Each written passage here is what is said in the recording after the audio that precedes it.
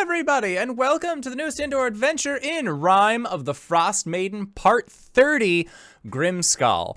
Today is August 22nd, 2021, and you are loved. And that is a very important thing that we like to remind each and every single one of our viewers and listeners at the beginning of each and every single one of these games. If this is your first time joining us, you can go to youtube.com/indooradventures to check up on all of the VODs of each of the games that we have played up until this point, including full playthroughs of Curse of Strahd, Ghost of Saltmarsh, Waterdeep Dragon Heist, a bunch of other tabletop RPG content, and we are also available anywhere audiocasts are made available for free. So if you are wanting to catch up on our games but don't want to have to necessarily watch them, we can fill your ear holes anywhere audiocasts are made available for free. And speaking of things that are being made available for free, if you go to patreon.com/indooradventures, you can check up on our after show called Nights in the Courtyard, where we answer questions not only from each other, but also from the community. So if you have any questions for myself or any of these other fine folk, feel free to join us on our Discord. The link can be found in the Twitch chat to the side and will be dropped regularly, or in the link, or in the description of this video or audiocast down below. But if you already support us on Patreon, you already support us on Twitch and YouTube and all of those other wonderful spaces, and you're trying to think to yourself, where can I go to help support this fantastic show even more? Guess what, buddy? I got your back. Quite literally, in fact, because if you go to indooradventure.redbubble.com, we got t-shirts, we got posters, we got mugs, we got crop tops, throw pillows, shower curtains, aprons, clocks, sweatshirts,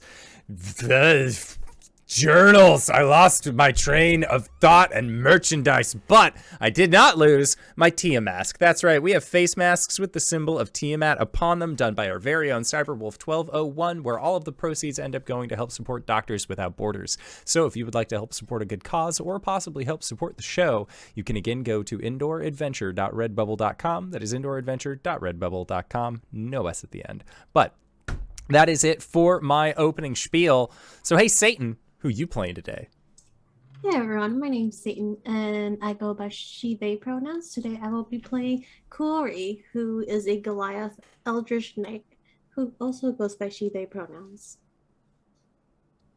Oh, hi everybody, it's me, LizMac, and tonight I will be playing our Sweet Bean Rock Gnome Cleric Lydia. We both use she, her pronouns.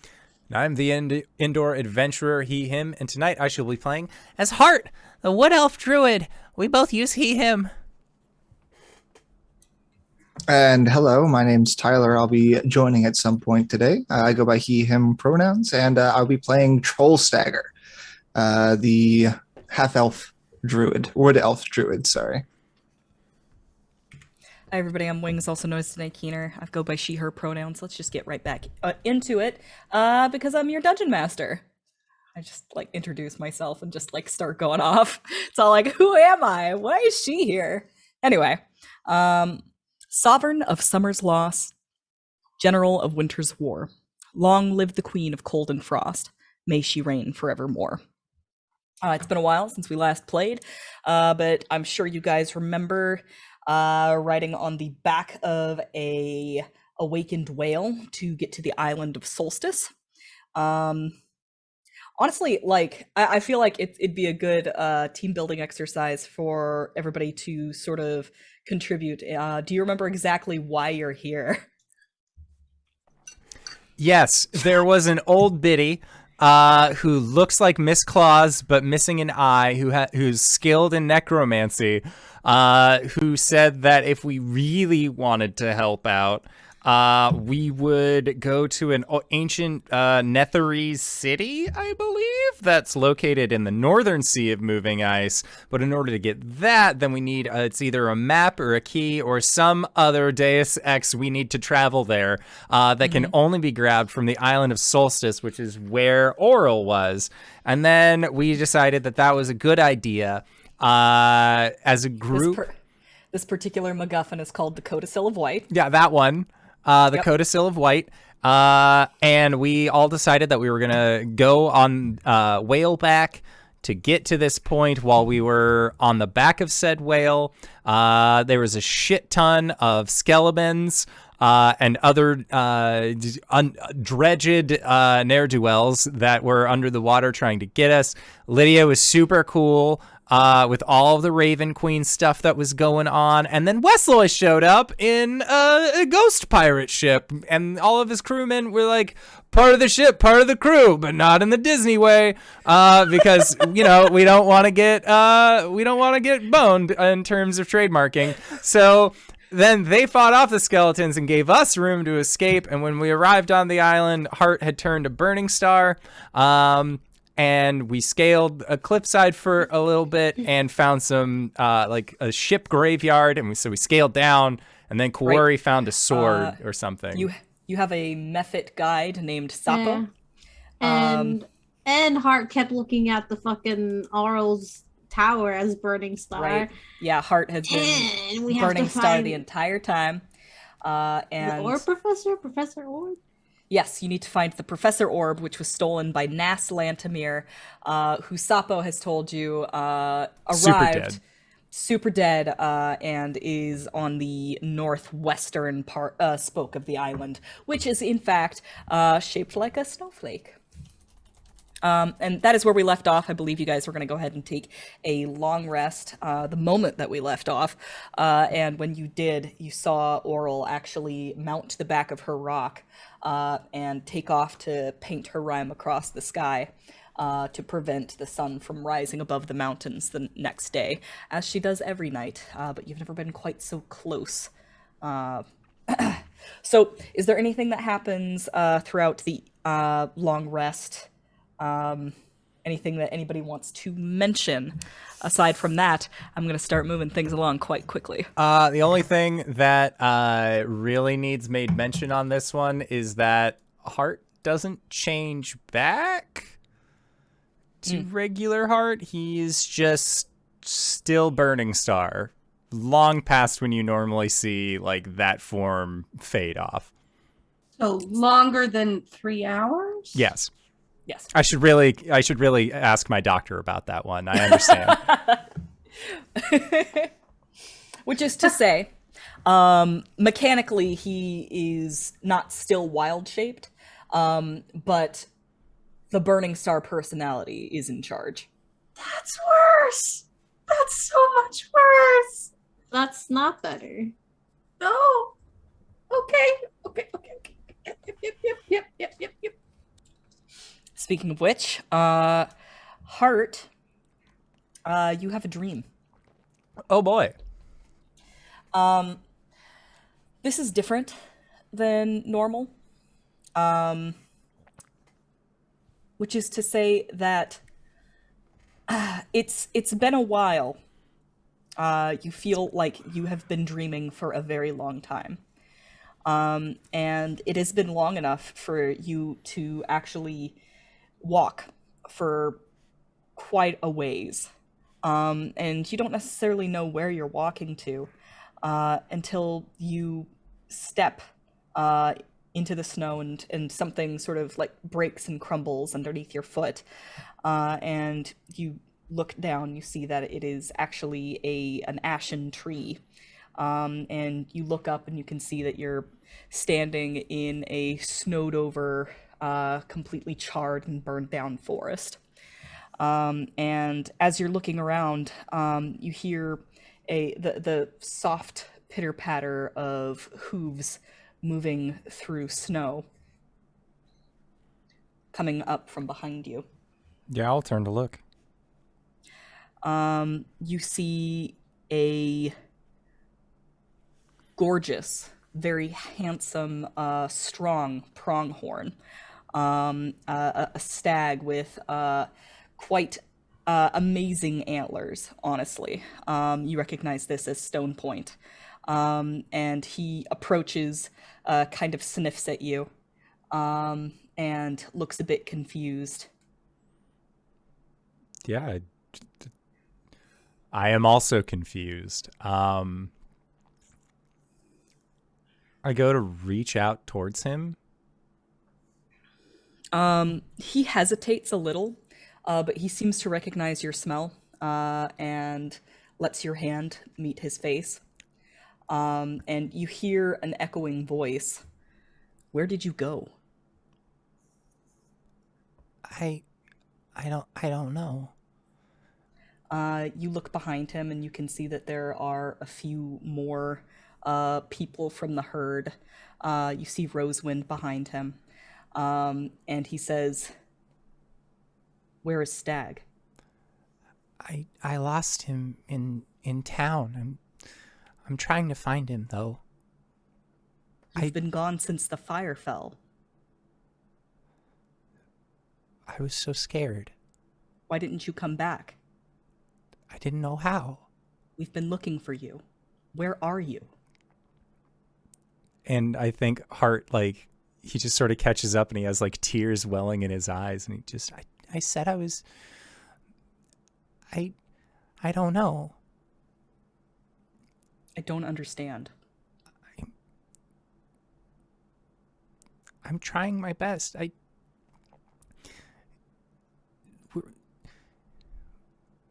When the fires fell, he said that we could figure out how to stop the winter, and he seemed so cold. He just gives you really confused looking eyes. He doesn't seem to understand. And he says, "We want you to come home." I can't come home yet. Not yet. I'm so close. But I will. We're waiting.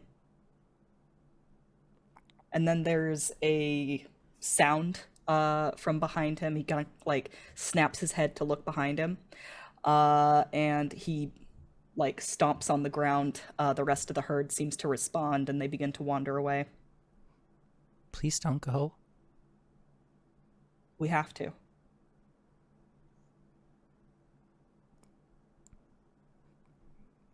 I'll find you. I promise I will. He gives you a meaningful look and continues to lead his herd. And I feel like Hart, like his shoulders just sort of like deflate and his head hangs down and he feels so terrible. You continue to dream. This is a nightmare now, but yeah, let's call it a dream. Meanwhile, back with the main group. How long do you guys rest for? You have to go for the 8 hours in order to get the full long rest. But do you wait until morning? I guess Oral would have taken off at about midnight. So, yeah, dawn comes. And I want to say that while Lydia, you stir from your slumber, you like begin to move, and this wrinkled hand comes out and lands on your shoulder as Valin tells you to be still, and you see a shadow go over the camp. And looking up, you can see this enormous bird beginning to alight on the tower in the center of the island. Oh, well, that's not good.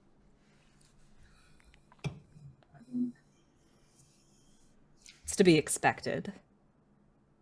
Yeah, but that's a big bird. That's a really big bird. Okay. Well, we won't get its attention then.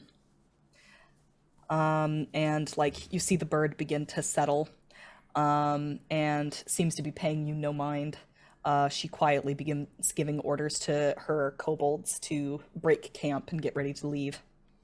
Her kobolds? Our kobolds. We named them.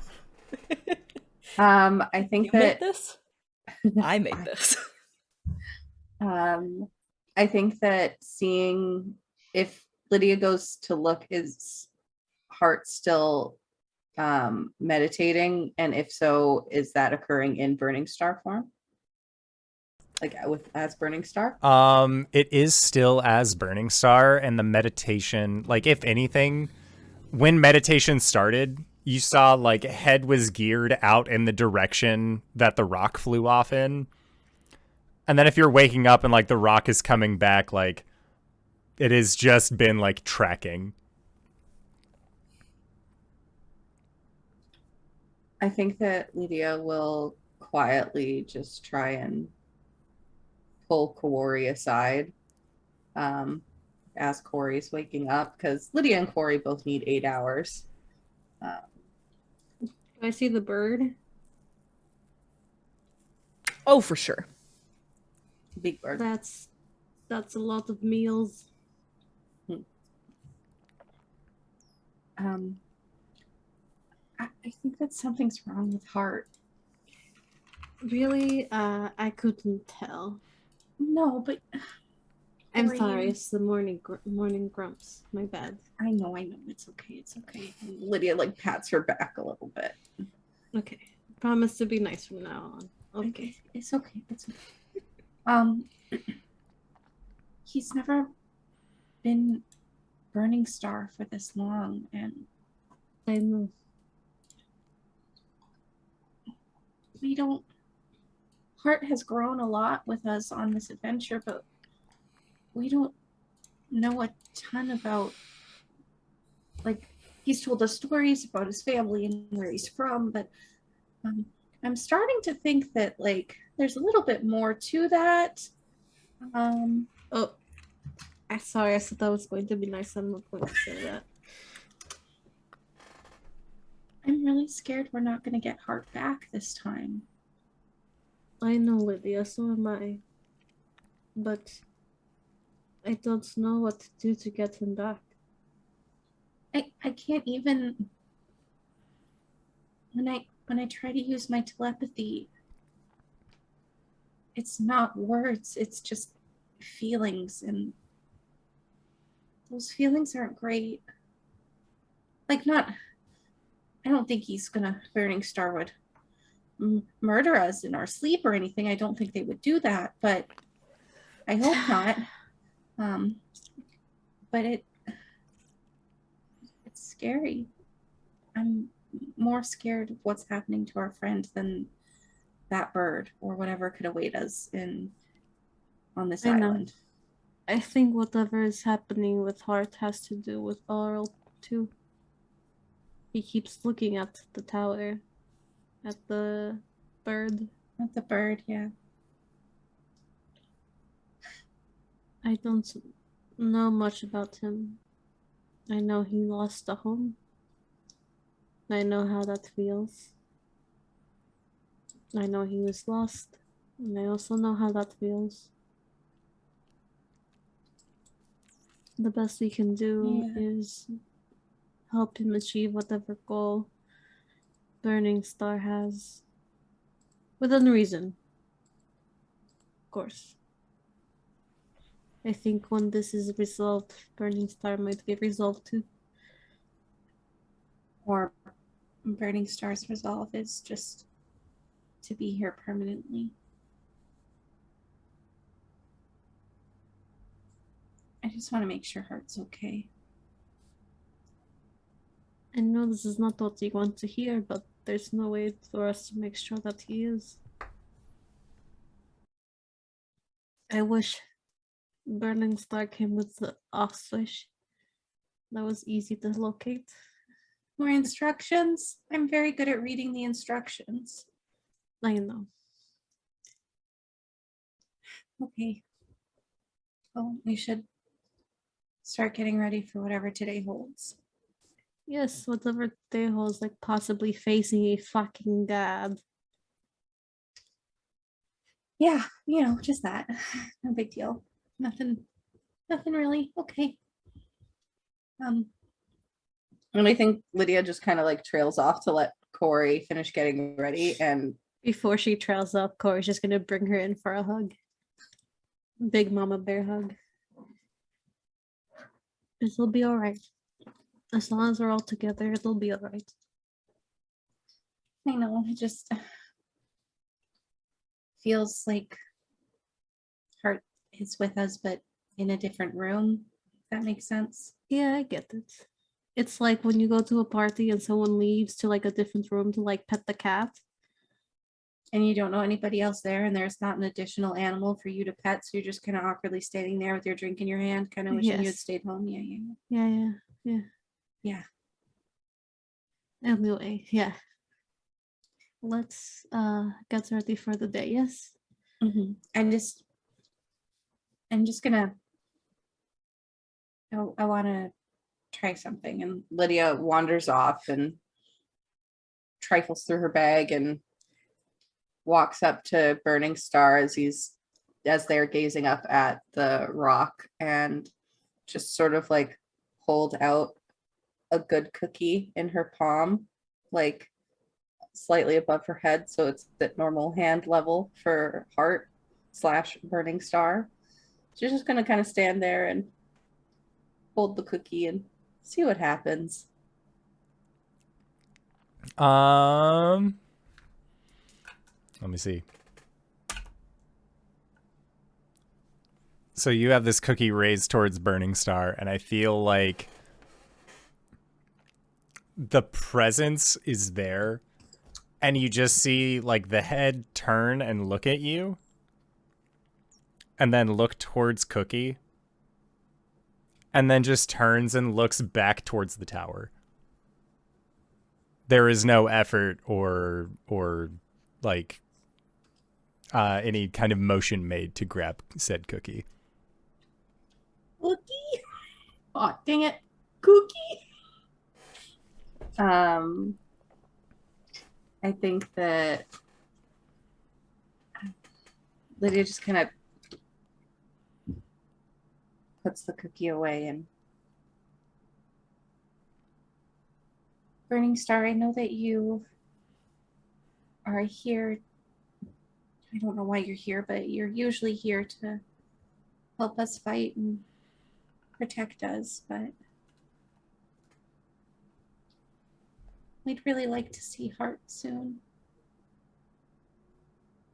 I just want to know that he's okay. No response. Would Burningstar be like standing or sitting? I honestly feel like they have just been like standing the whole time. Like you go to sleep, he's standing, wake up, still standing. Totally not good for the knees.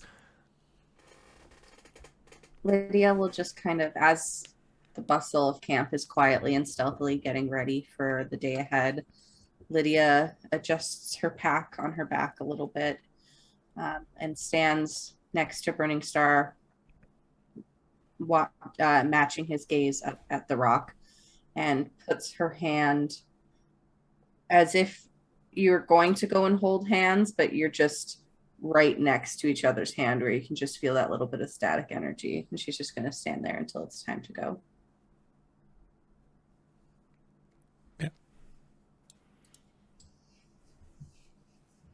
Are we all ready to go? Yes. Let's get this over with. So, the north for your Professor Orb. Yes. And then after that, The tower for the Codicil of Lights. and I recommend we wait until midnight. That seems to be when she takes flight. That way we can creep in, obtain the Code of Soul, and then leave before she becomes any the wiser. Are you saying that Big Bird is Oral? Oh, if only. No. I believe that Oral rides that bird. Okay.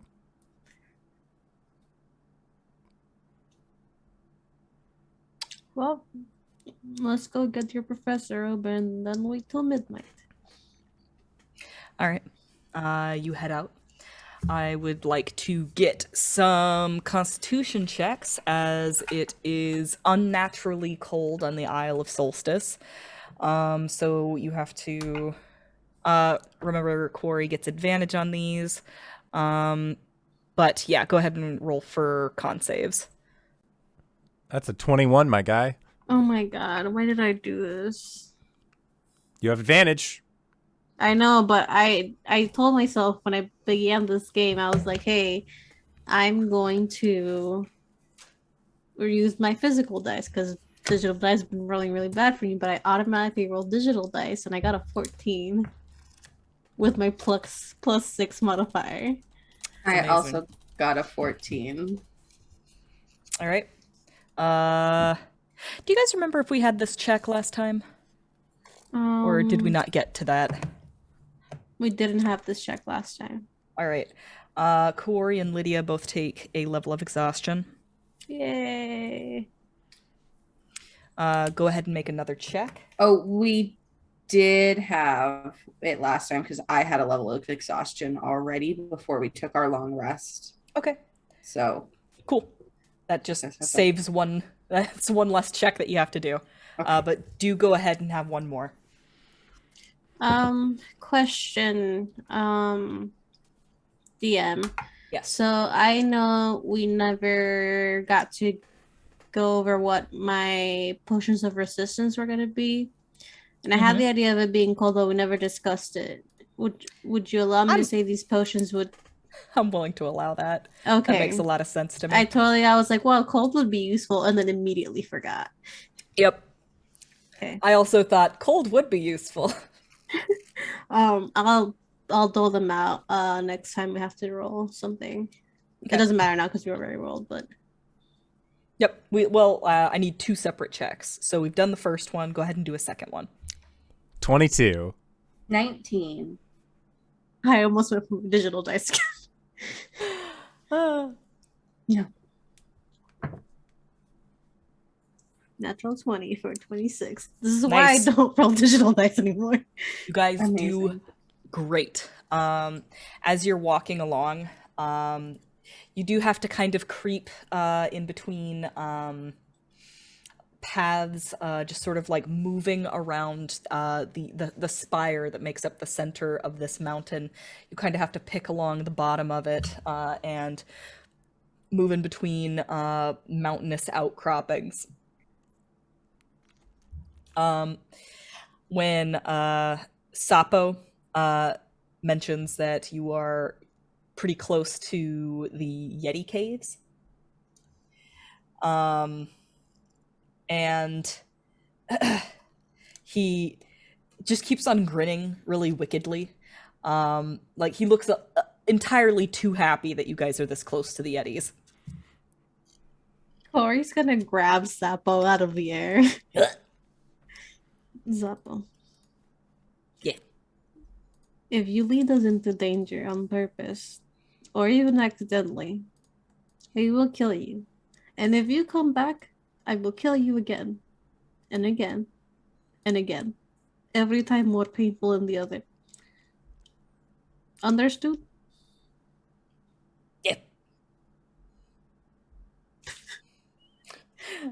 Give me an intimidation check. Can I use my strength for this? Yeah, sure. That's a 16. Yeah, it's not bad. You go for a little bit while longer. When there are a few close calls, like a kobold will have like a bit of rock like crumble out from underneath them, and you'll have to scramble to grab them and keep them from falling. Bait, no. No stop. bait. Careful. Trout, no. I'd like to get a group stealth check, just all 3 of you. I will use a 2nd level spell slot for a pass without trace. Cool. Even better. That's fantastic. I rolled that. I rolled a natural 20, but then I realized I have a disadvantage, and then I rolled a 19. Amazing. It's because I'm using my icy dice. 28 for me. Excellent. And that's with the plus 10. That's what 30 plus for 10. me. Gosh, 24. that is amazing. I love it. Well done. You are stealth. You all are creeping along, allowing the snow to just swallow up any sound. And at some point you come around a corner, and like you realize that you haven't seen Sapo in a while. And then just dead ahead, he is grinning a great big toothy grin, and you can see in his hand, he's got a mammoth tusk horn, and he takes a deep breath, and then just drops out of the air, just absolutely, as 6 magic missiles just eviscerate him. And you turn around and you see Valin holding out a wand. And she just very calmly puts it back into her purse and snaps it shut. I would like to state for the record that Lydia had her hands in her gun holding hand muff and would have instantly shot. Yeah, everybody starts reaching for weapons. She is walking all this way with her hands staying warm, but also on the trigger.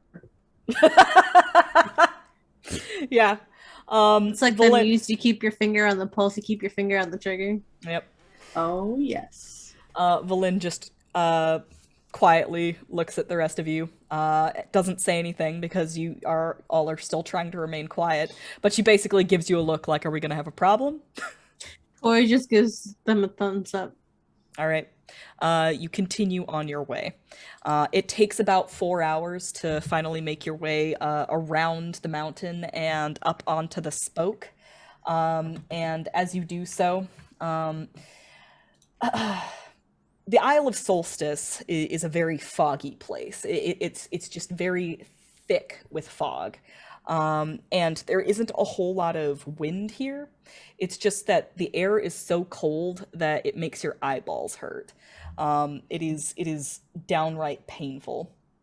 But as you're moving along and you start getting to the point where you think, like, this has got to be it. We've got to be getting close. Lydia, you're the closest to the ground, so I believe you'd be the one to see this first, particularly since I'm imagining Hart, and when I say Hart, I do mean Burningstar, has probably turned completely around to just look at back at the mountain where Grimskalle is.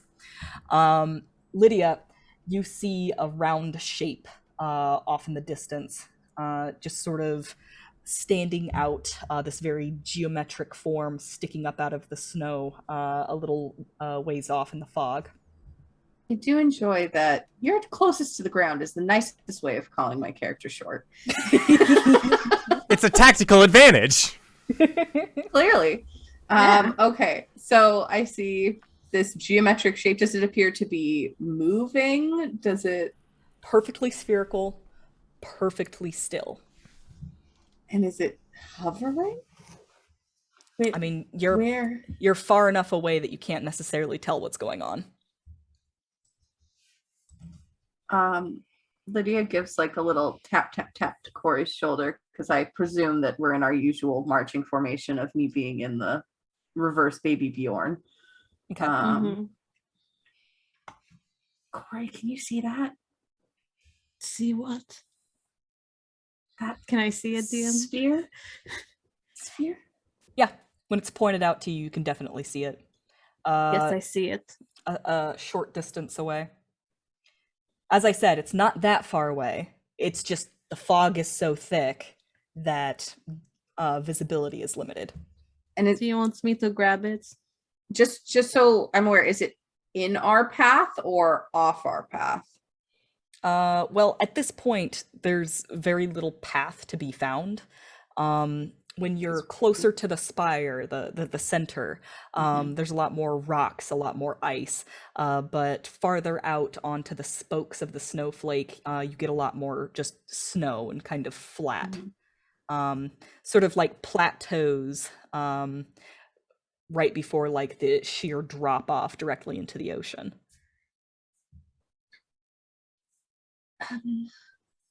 I worry about touching it. Do you Let have me just...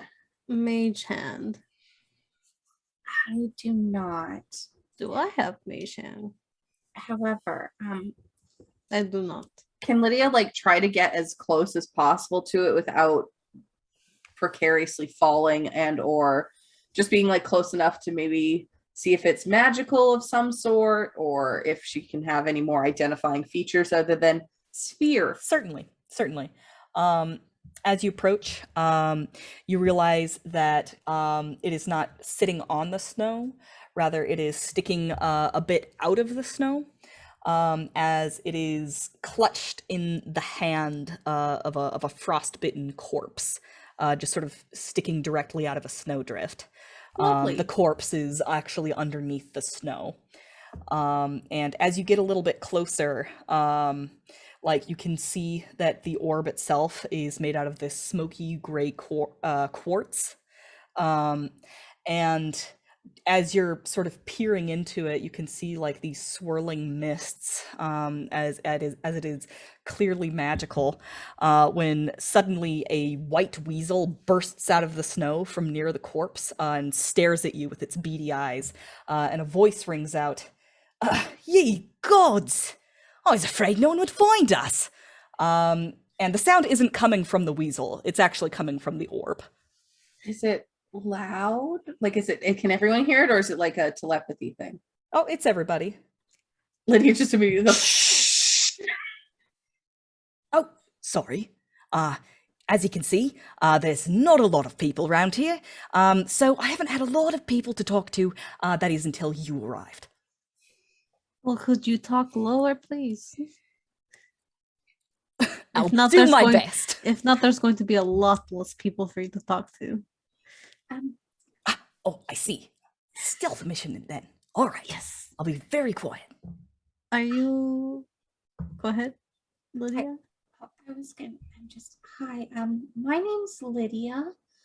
I don't mean to be rude, but are you the weasel?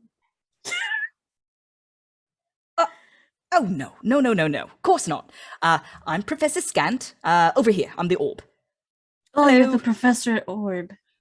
Yep, that's me. Will something happen if I pick you up? I hope not. Okay. It doesn't usually.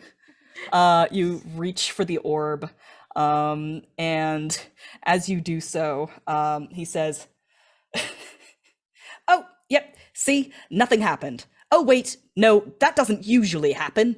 And as you do so, Lydia, you see something begin to materialize out of the fog, just coming directly down from above. It appears to be a woman wearing winter clothing, and there is a flash from her eyes, these two perfectly circular lenses, and she reaches out towards Kuori, and I need you to make me a save of some sort. I do believe it is charisma. You lied to me, Professor Scott.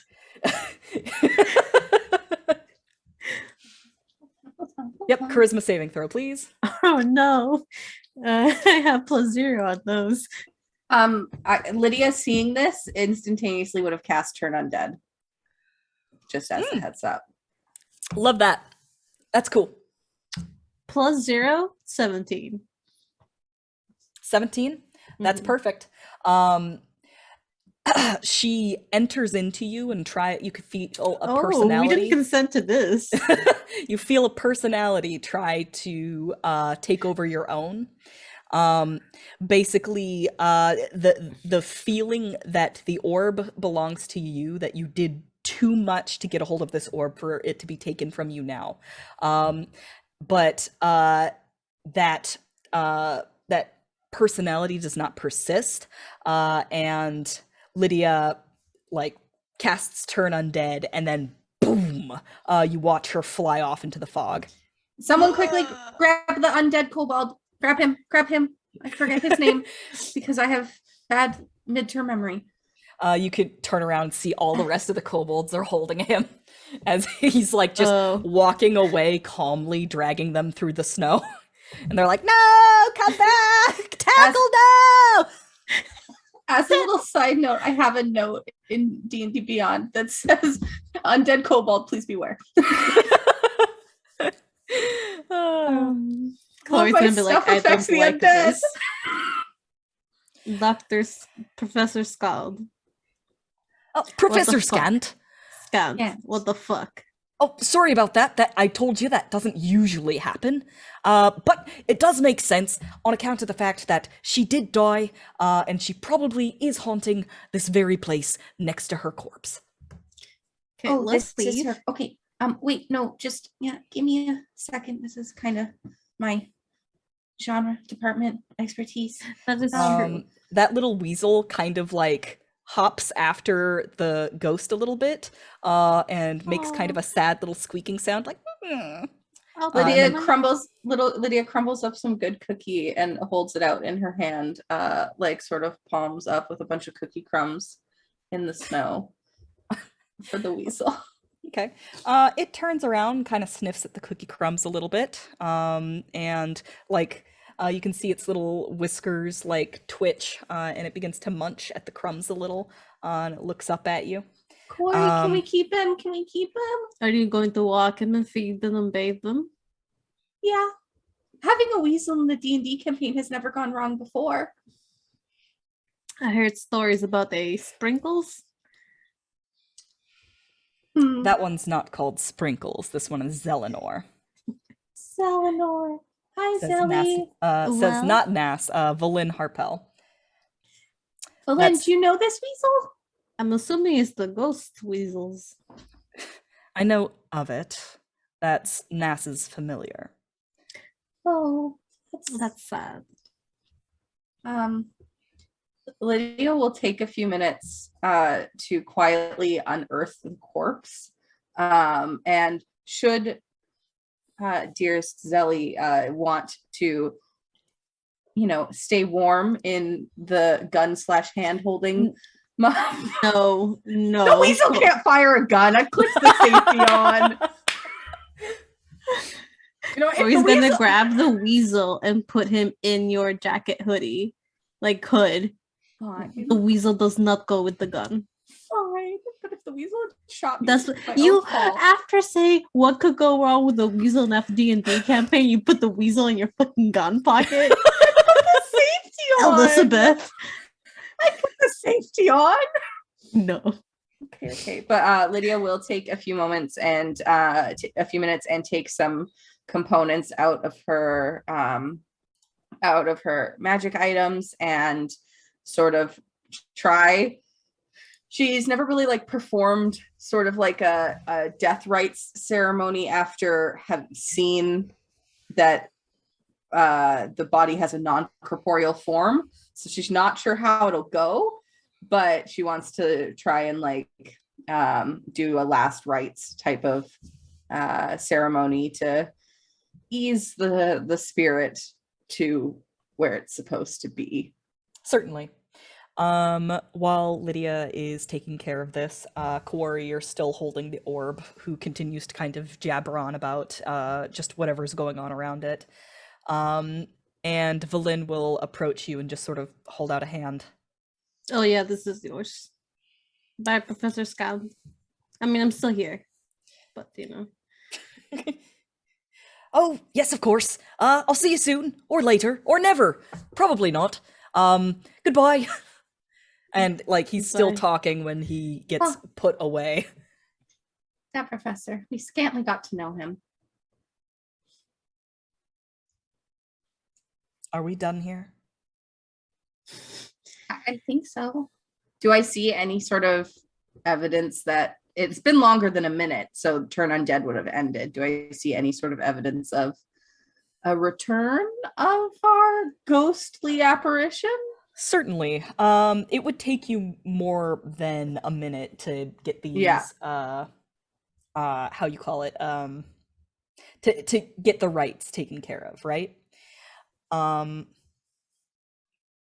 I think that whilst you're working on performing the rites, you see the flash of those glasses just a short distance away in the fog, as it seems that she is just sitting there and watching.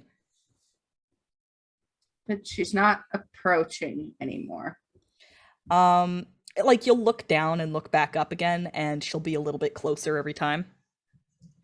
Okay, I think we should just go. I tried to do my, Raven Queen duties as a cleric of the Raven Queen. I can't just leave well, I can, but I shouldn't just leave it. Let's just go. Okay. Well, what was what was Mrs. Claus's name? Valen Valen. Harpel. She just looks like a really fucking badass Mrs. Claus. Okay? She is. She's like Mrs. Claus, like 15 years after Santa kicked it, and she's really like discovered herself again. Yeah. Sorry. Valen says, like, are we done here? And you concede and say, like, I guess we can leave. And Valen says, yes, well, she had her chance already.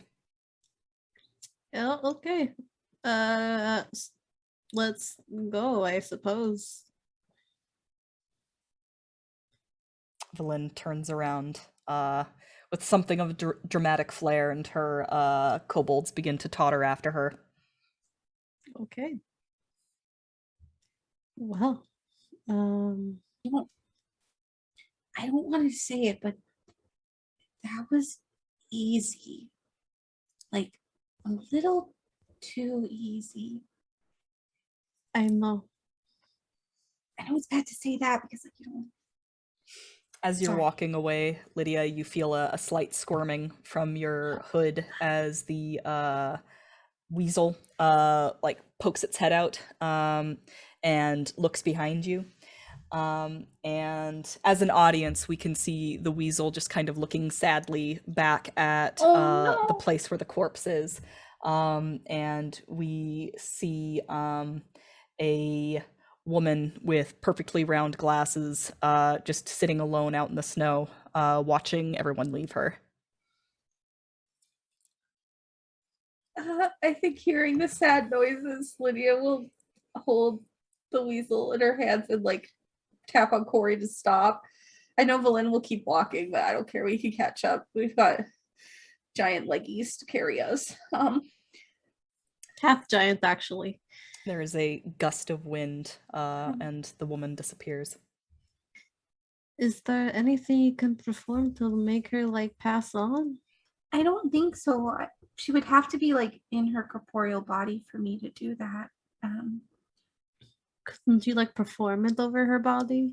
I tried that. That's kind of what I did with my ritual. Normally, Make me a religion check. My religion's not too bad.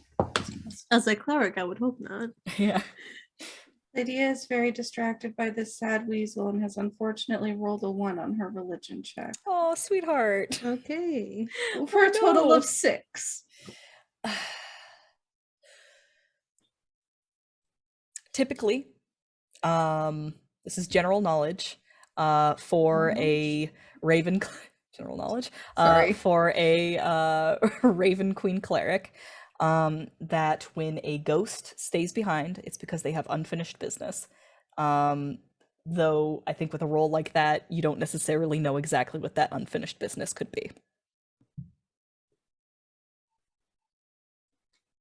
Lydia will hold the weasel in her hands and just, Sorry. You were a very powerful person's familiar, so I'm assuming that you can kind of maybe understand me a little bit. Do you want to come with us, or do you want to stay? I just want you to be safe and okay and warm and well fed and happy. And I'm sorry, but your previous owner is dead. Kuori, from your studies in the Arcana, you know that if a familiar perishes, and there is no one to resummon that familiar, then that familiar is gone for good. So this familiar in particular is kind of in a precarious place right now. Mm-hmm. And honestly, it's weird that this familiar is here to begin with, because when someone dies, their familiar is supposed to just poof. Like, there must have been a very strong will either in the familiar or in the person who perished to bring about this particular set of events. Do I know that if they die without their their person, do they die? Do they just poof back to the Fae? 'Cause The familiars are familiar like Fae. themselves? Yeah. I guess it depends on if they've been summoned or if they've been created. Oh, right, because you can create. Okay. How She's how gonna look down at the far- weasel and then look at Lydia. So I The got some weasel's good just- news and some bad news. The weasel's making just cute noises, just like, "Arr." Okay. Which one do you want first? You said you had some good news and great news, right? No, so I said good news and bad news, but the good try. All right, hit me with the bad news first. Rip it off like a band-aid. Okay, if that weasel dies, it's gone forever. Well, I mean, to be fair, usually the way it works is when most things Well, die, they're yeah, gone well, forever. it depends on if it was created or if it was summoned. If it was summoned, it would poof back to the Feywild. If it was created, it's just disappear forever. So that's kind of like bad, but okay, like regular news to you. Good news is that there's a very strong-willed weasel, or their partner was, because that thing should be poofed out of existence even when their owner dies. Are we still within 30 feet of where like the ghost was originally? Sure. I feel like you would have stopped when the weasel started wriggling. The sad noises really just halt. Yeah, really hammered it home.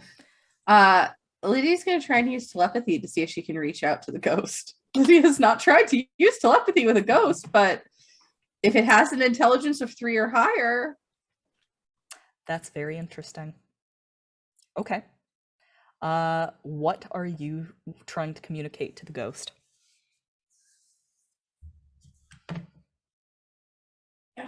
Two quick questions. One, do you want me to take care of your weasel? Two, what's can I assist you with any of your unfinished business? But can it not be difficult? I can hear my husband laughing in the other room. There is a moment of silence.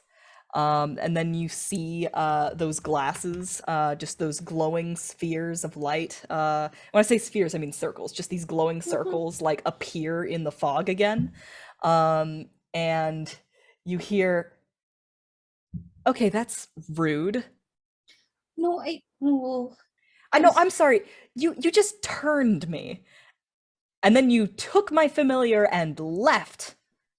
Okay, first of all, I feel like we've gotten off on the wrong foot. One, you tried to possess my best friend and dearest one of my family members. You were taking my professor orb. I didn't see your name on it.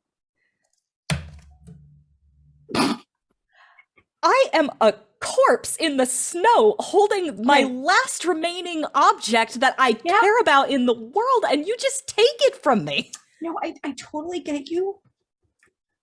What are you going to do with it in the afterlife, though?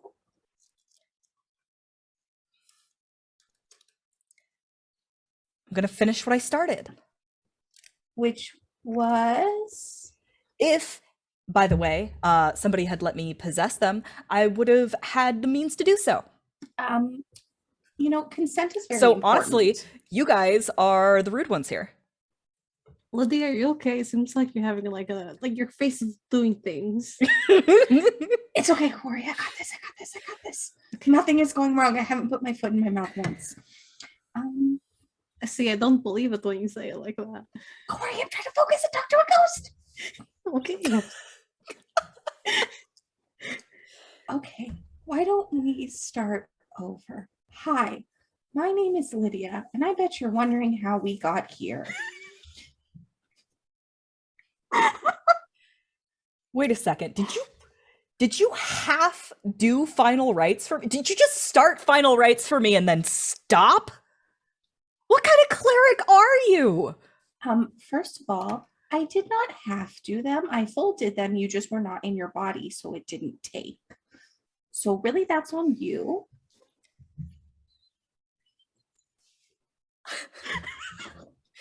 Very appalled head shakes are being implied by these floating glasses. Also, just I did not come to your place of work and tell you that you're bad at your job. So maybe we could just focus on the road ahead.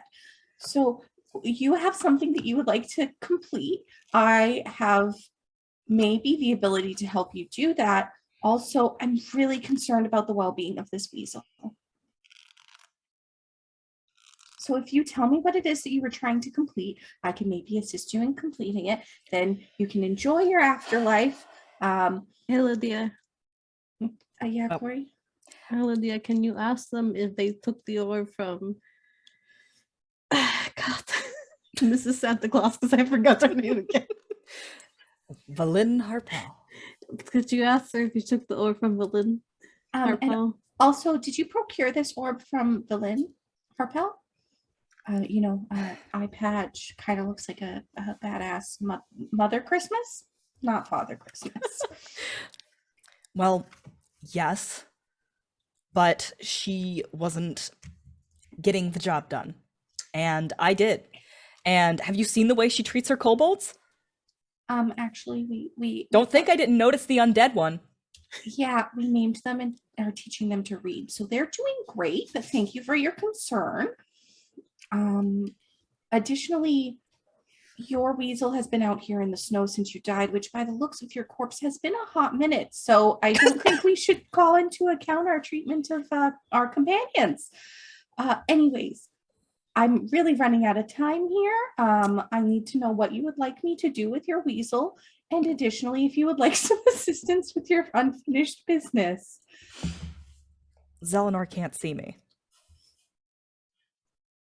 Was that a question or a statement? Well, maybe I would have done something about my weasel, but Zelenor can't see me. She's just been staying out here in the snow with my corpse. It's been really sad. Poor baby. Lydia's just like still holding the weasel, so she's starting to like pet it a little bit.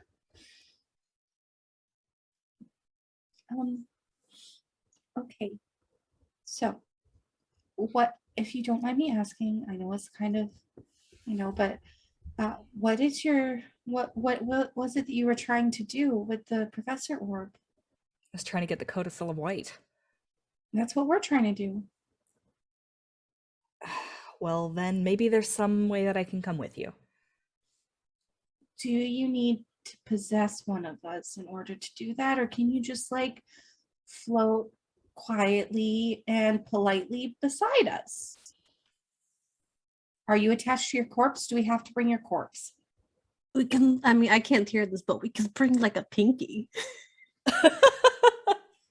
Would Lydia know? Would Lydia know what would require? Like, is there like a distance from corpse that it can travel? And if so, how much of that corpse has to be there? Is it like head up type deal, or can we just any part of it? Give me a religion check. Okay, roll better for me. Do this at advantage, because Death Cleric. Yes. It wouldn't be the first time I'd be carrying a piece of a body for long periods of time. I rolled another natural 1. But you're doing this at advantage. I'm doing it with advantage, so it's a dirty 20. Cool. So, yes, she's basically tied to the place where she died. She won't be able to leave this place unless she possesses something. It doesn't have to be one of you guys. It could be something else that she had a very strong connection to. Weasel. A weasel. Well, the plot thickens. Okay, so I would be more than happy to have you accompany me. There is a wonderful place in my hood. If you are possessing the weasel, you can't go with the gun. I'm sorry. You have a gun? I fear I have said too much, but by all means, this is your weasel. So if you would like to use it as a vessel for while you accompany us to, get the codicil of white and finish anything that you would like done, I can send letters to any family or friends. There is a gust of wind, and those glasses materialize directly in front of you, and a person appears wearing them. She has a very blue tint to her skin. And she sort of reaches out towards the weasel, who is still looking at you, Lydia, and doesn't seem to notice. And she like reaches out and kind of like tries to put her hand on it, and you see her hand just go straight through it. And she just looks disappointed. She's like,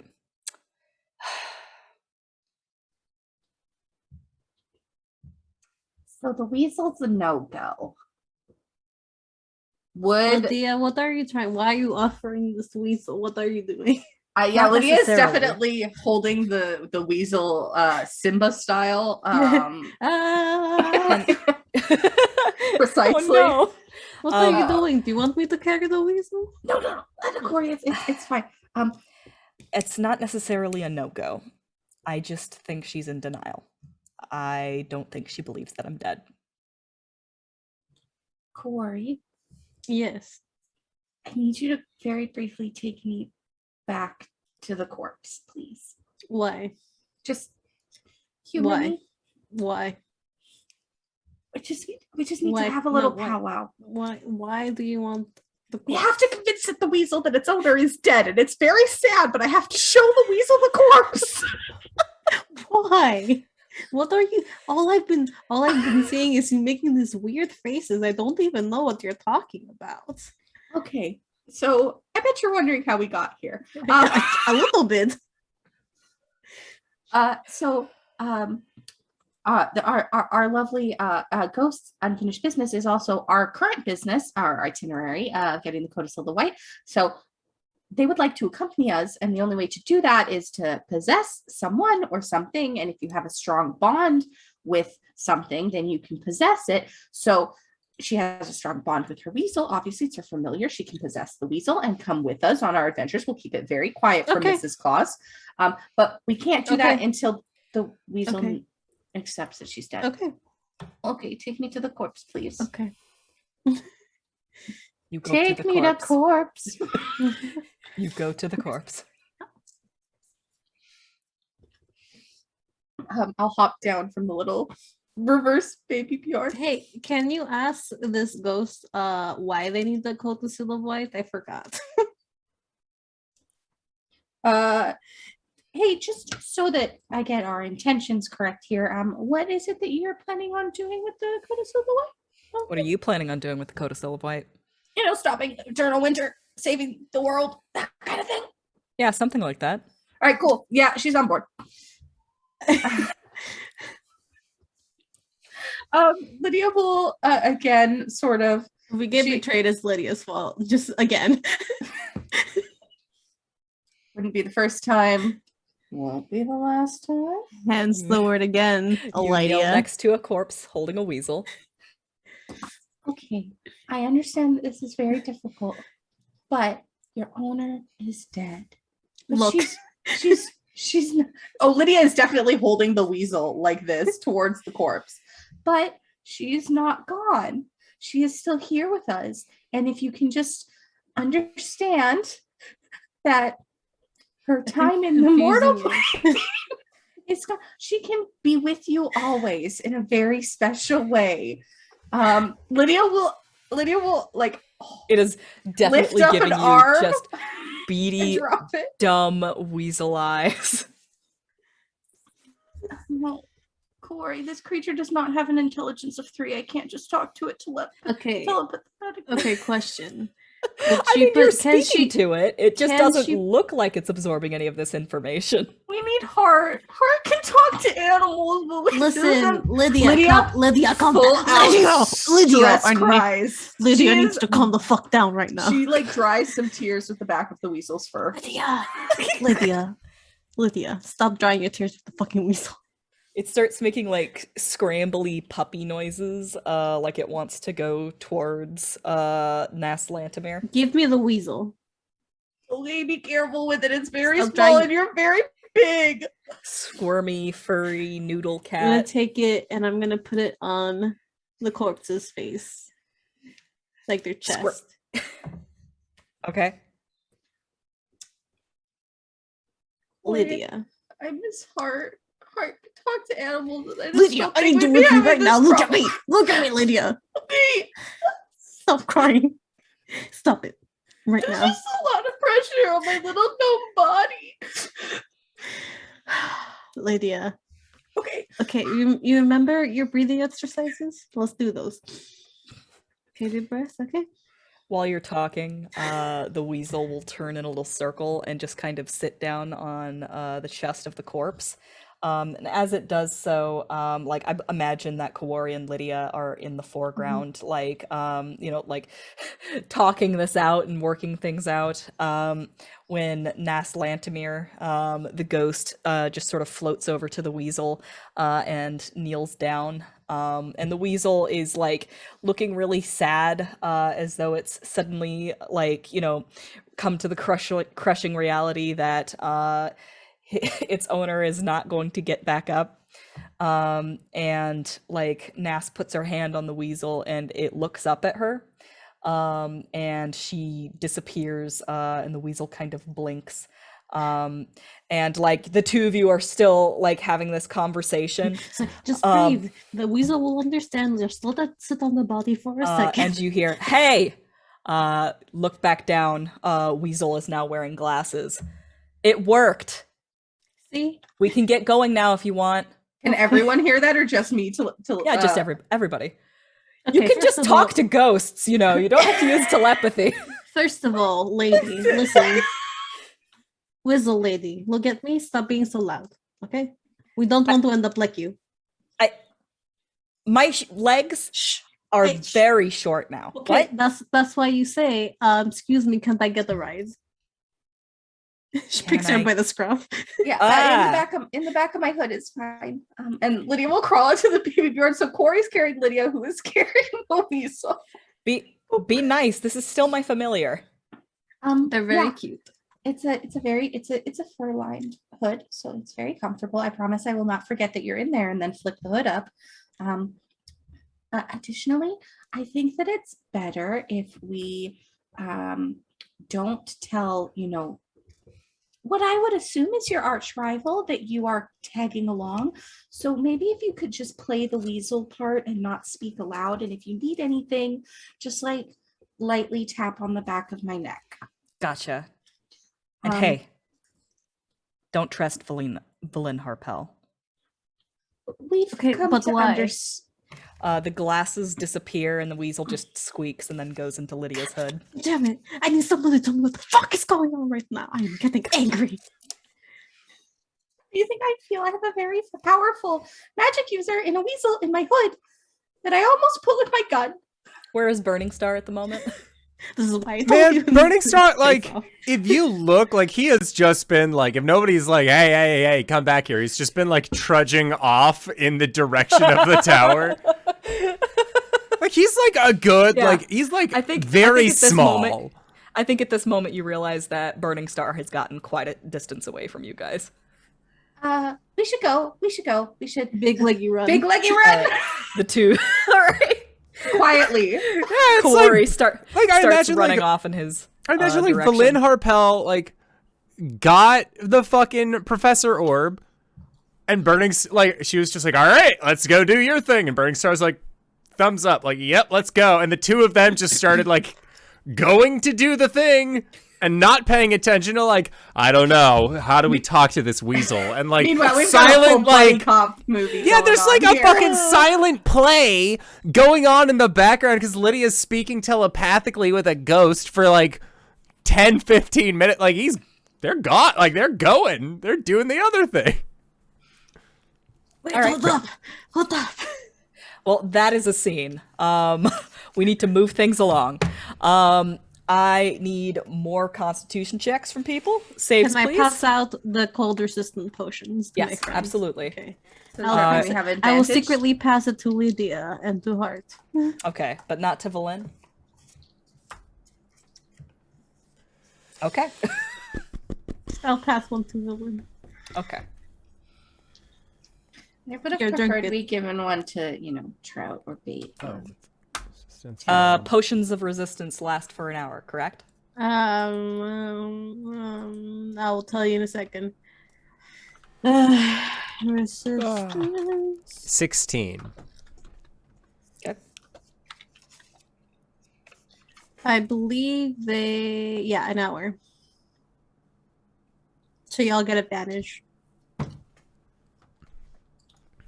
22. I was trying to do math. I'm not good at it. 22. Okay. You guys are going to get advantage on the next 2 checks. Because they only last for an hour and you basically have to make a check every hour. Mm-hmm.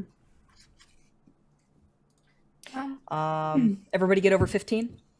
Yeah. Oh, yes. All right, 1 more check. I rolled 2 10s, so 15 exactly. That's good. You make it. 17. Oh, wait, no, Good. I only have a +3. Sorry, that's 13. All right, that's exhaustion then. I rolled 2 4s on the die, so I am exhausted. All right. I mean, to be fair, that whole entire situation was very exhausting. So. That makes a lot of sense. As you are traveling along, you are heading back towards Grimskalle, and Valin explains she'd like to find a place that is not very visible, and hunker down until midnight. And as she's explaining this, you actually come across something quite interesting. You come around a rock formation, and you see that there is actually a place with pretty high walls made of ice. And within those walls, there is what appears to be trees, actual like spring trees with leaves that should have fallen in this winter climate. And there are a number of other things in there. It looks like a garden. Of course, she's hoarding all this stuff to herself. Burningstar is strangely drawn to this garden. Oh, for sure.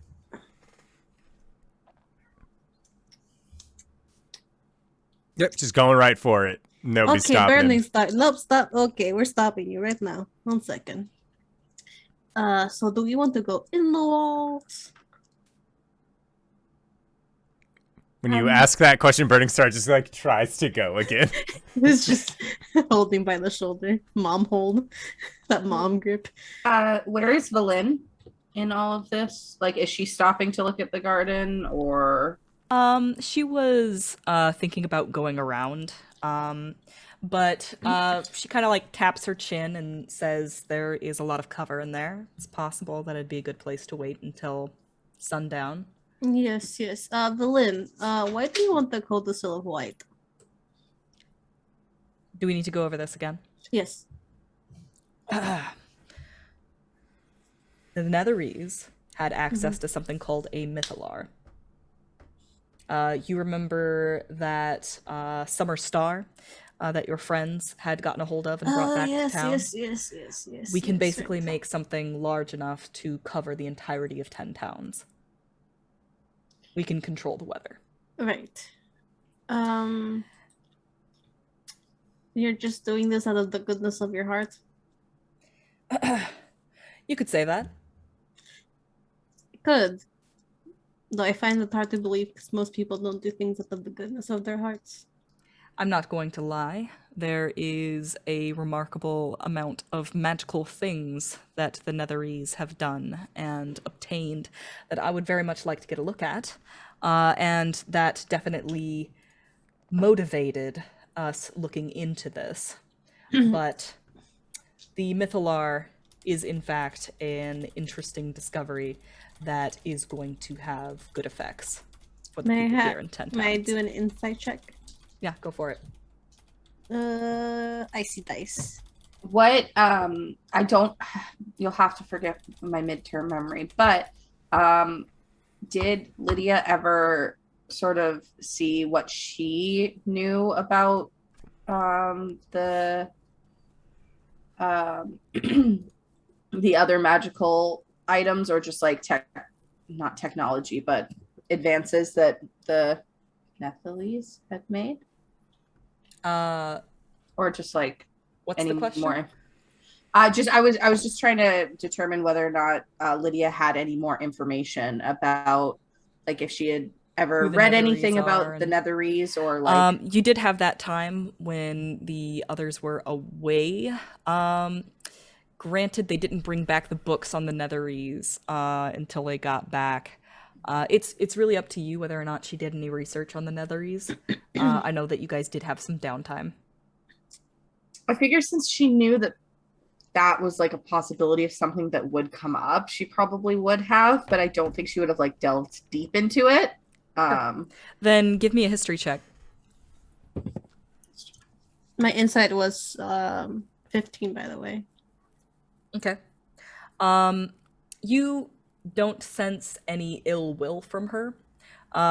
Don't get me wrong, you believe that her first priority is getting at all that research. But the fact that she can help others is just gravy on top of it. All right. I got a 16 on my history 16? check. All right. Go ahead and ask me a question. What do you want to know necessarily about the Netherese? I was actually looking for origin lore. Like, are they of this? Would Lydia know if they are of this plane, or if they? Steven, would you like to Did butt in? someone say Netherese? Yeah, the Netherese, they are wizards that were from Toril. They're the reason the Sundering happened. They are from this general plane, except even the ones from Shadowdale are technically from this plane. They just fucked off to the Shadowfell for a hot second. All right, okay. But for a time, they were the leaders in magic research. And the things that they found out have been lost to us. So necessarily the only way to get a hold of that information now is to search their ruins. One of which is within the Reged Glacier. You need the Codicil of White to open the Reged Glacier. That's how you get to it. It's all coming back. Yep. Okay. Yep. Thank you. To be perfectly honest, that was more a history check for LizMac rather than Lydia. Sure. Yeah, no problem. But Lydia knew all of this Yeah, stuff. Lydia already knew this. Lydia did her homework. Lydia did well on her exams. Okay. Kuori, Burningstar seems to really want to go into the garden, and right now, Mom gripping their shoulder. Yeah, I've noticed. I kind of think that we should do that. No, I agree. We should definitely go into the garden. Let's try and. I don't think there's a door, so we could try and climb. How tall are these walls? Oh, DM? there is certainly doors, on the north and south end of the garden. The walls are about 10 feet high, but there are also several places where the walls have been broken down or have fallen down, and there's definitely a few different places that you could enter from. Okay, I'm gonna Kuori, try and what? I was gonna say, before you let Burningstar go, I have an idea. Lydia's gonna grab her 50 feet of hempen rope and tie a rope around Burningstar's waist. So you don't lose track of him? Yeah. Oh, yeah, I was just going to hold on to him for a while. But let's just follow Burningstar. They seem to know where they want to go, right? So rather than try and fret over how we're gonna get into this garden, let's just. Well, I assumed they were just going to find the nearest entryway, which I thought was that wall that was torn down. So I was just going to go through there. Okay, just for safety. Oh no, I totally agree on the child leash. But, it's bad if we call it a child leash. Let's, that's a grown ass star system. But yeah, okay. Okay, I'm just going to go in. Okay. let's go. Okay. And Lydia will also kind of just like make sure that our weasel friend is still okay and drop some like good cookie crumbs. Sure. When you enter into this garden, there is a sort of a chiming sound, a tinkling sound, a bit like wind chimes made of glass.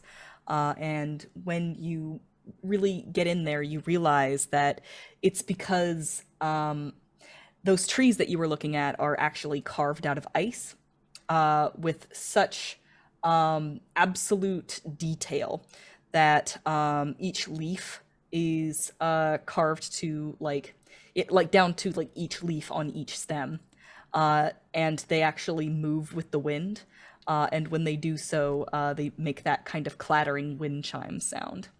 And as you begin to look around, you realize that this garden is just filled with ice sculptures of elk, of owlbears, of people. It is beautiful, though eerily lifelike. How eerily lifelike. So do these sculptures seem to be like in their final moments like, are you like Narnia like witching me right now? I cannot confirm nor deny whether I am Narnia witching you. Do these ice sculptures look like they have surprise fillings? For the most part, they are. For the most part, they're positioned as though they are just moving about their daily lives. Like they are posed the way you might see like an actual statue be posed. But I will say, every now and then you do pass by somebody who has a very like natural body position, but you look at their face and there's like absolute fear. And like every now and then you'll see like maybe a saber cat who's like mid snarl. And here's the thing, Burningstar is moving directly towards one ice sculpture in particular. And this ice sculpture is very unique and very familiar to you, as it is a humanoid with digitigrade like fawn legs, who has a very determined I want to say, well, I don't know, Tyler, what kind of expression do you think Stag would have on his face? Oh, that's a very good question. Yeah, I think you're in the right frame of reference with determined. I think he's like, I don't know, what's like a version of cluelessly determined. Bravado. Yeah, there you go. Yeah. He is on a mission, and you don't know if he knows what that mission is, and he also doesn't know what has happened. And looking at him, completely translucent, just sort of that No surprise feeling. that blue icy kind of translucence about him, except in the center of his chest there is this bright orange light emanating from him. I think we figured out why Burningstar was coming here. I think we figured out why these sculptures look so lifelike. Lydia, knowing that Stag, even though Lydia logically knows that Trollstagger was not last seen with Lucas and that she did in fact leave Lucas alive and well, she is panicked looking at all of the other sculptures for a gnome-sized one. While she's doing that, can I investigate this Trollstagger statue to see if there is a way of turning him back? Yeah, it's a switch. It's really easy. It's like clearly marked and everything. Press the button that says reanimate. Hey Alexa, turn my brother back to normal, please. Hey Alexa, play Despacito. Okay. You're welcome to listeners at home. All right, so Kuori, give me an investigation or arcana, whichever you prefer. What was everybody else doing? I'm looking for a Lucas statue just in case. Or Sure. anyone that we recognize, I Okay. will say. Perception check from Lydia. 23. 23. It took me a hot second to do That's the pretty math. darn good. 30-20. Dirty 20. You are absolutely certain that there is no Lucas statue here. But there is evidence of other things having been through here. But no one we recognize other No. than Trollstagger. No one you recognize. Okay. Kuori, it seems like he's trying to get out himself. That glowing from within and is very reminiscent of the magic that he has used in the past. He might need some help. Can I kind of like play with me? It's kind of like starting a spell but not fully casting it because I have firebolt. So can I kind of start with like heating up that hand and then kind of grabbing that orb? Okay. Kuori, you begin to summon your fire. What is Burningstar doing at this moment? Burningstar, I feel like, would I be able to cast Create Bonfire, but in a way that magnifies the fire that is currently inside? Certainly. Yeah. Okay. Yeah, I think he's just doing that. Like, it's one of those, like, just like the steady and slow extension of the hand, and then like upturned fingers flick up and then just create bonfire to ignite. Okay. Kuori, I think you spend some time examining Stag and think to yourself, all right, I just got to help him. And you like kind of snap your fingers, summon your own flames. When you look up and you see Burningstar is just like intensely like holding his hand out, like force choke at Stag. And you watch that that glow begin to respond, and that warmth just spreads throughout his body. His entire body turns that fiery orange for a moment, and then sort of crawling out from the center where that orb was before, almost like if you had like set a piece of paper on fire, the way that like fire just sort of like crawls up the paper, a line just sort of like begins to crawl outward and basically reform the flesh and blood of Stag as it slowly just crawls outward and fills out his extremities, and Stag is returned to this world. Or he's just standing in front of Stag like, huh? Stag. Stag takes a very deep breath in. What happened? You really nice sculpture. Also, your brother won't turn back. Hey, brother! And he grabs Hart. And, he grabs him. He like looks at him and brings him really close. And just slaps him across the face. Wake up! Huh? Does anything happen? The head like snaps from the slap, and then it's just a slow turn back. He's been stuck like this for a while, and we're really kind of scared. As everybody reacts to Stag's return, before too much time passes, there is a rumble that kind of sets all of the leaves jingling throughout the garden, and like there is suddenly silence. And then you hear an echoing voice just sort of very calmly enunciate throughout the garden. Defilers. And there is the sound of snow just sort of piling and assembling itself. And you turn to see the visage of a woman. And she just looks utterly, like, completely, like, no expression whatsoever, just points at Burningstar, and there is a cracking sound, like ice shattering, and he falls to the ground. And as he does so, so does the snow. And that's where we're going to go on break for tonight. Yay! So we're going to try and be back in 5 to 10 minutes. Don't go no place unless it's to grab a food, grab a drink, grab a friend, or possibly go to indooradventure.redbubble.com. Pick yourself up something nice, and we'll see you guys shortly. All right, everybody. See you soon! Bye!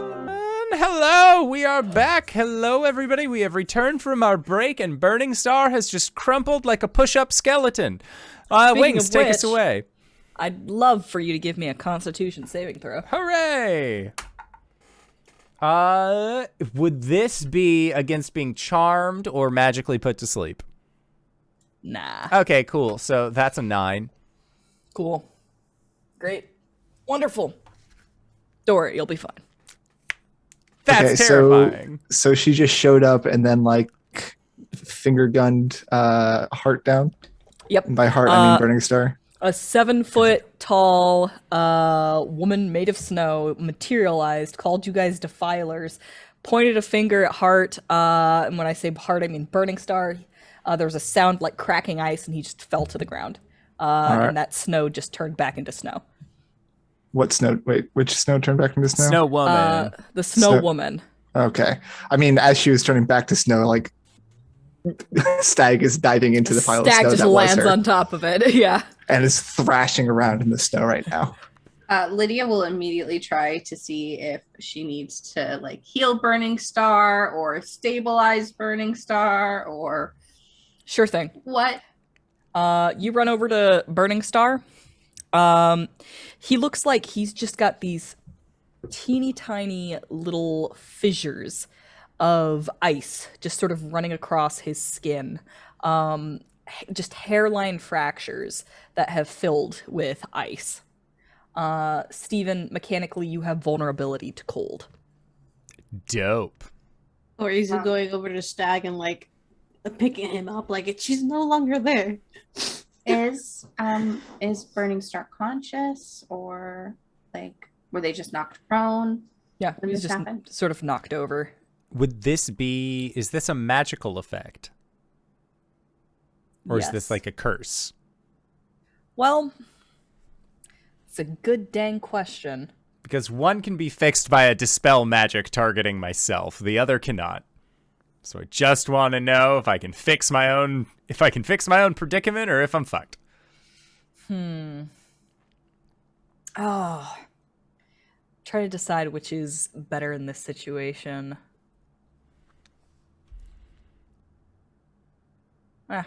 Take it on the chin. It won't be for that long. Okay. I trust you on this one and I'll do it. So yeah, I feel like at this point Burningstar is getting helped up. If possible. And I'm back here, you icy bitch. would Lydia Stop. Just grab him by the skull. would Yeah. Lydia know if this was something? So lesser restoration cures like a status effect, a condition. Would this Right. count as that? Nope. Never mind. I'm gonna call this a curse. No, I can't help it. Well, luckily, I did not pick up Remove Curse. Could you imagine? That'd be fun. Anyway, sorry, Kuori just picks Stag fully up. I mean, he's a pretty big guy, but Kuori. Corey's a pretty big gal. Yeah. She's 8 feet And tall. like being off the ground, he just kind of. Oh my God. Okay. Well, Is it over now? Are you done? Yes. Okay. Puts him down, doesn't let go yet. Yeah. He like strains against, but then like just stops. just like once. I've dealt with your brother. This is no different.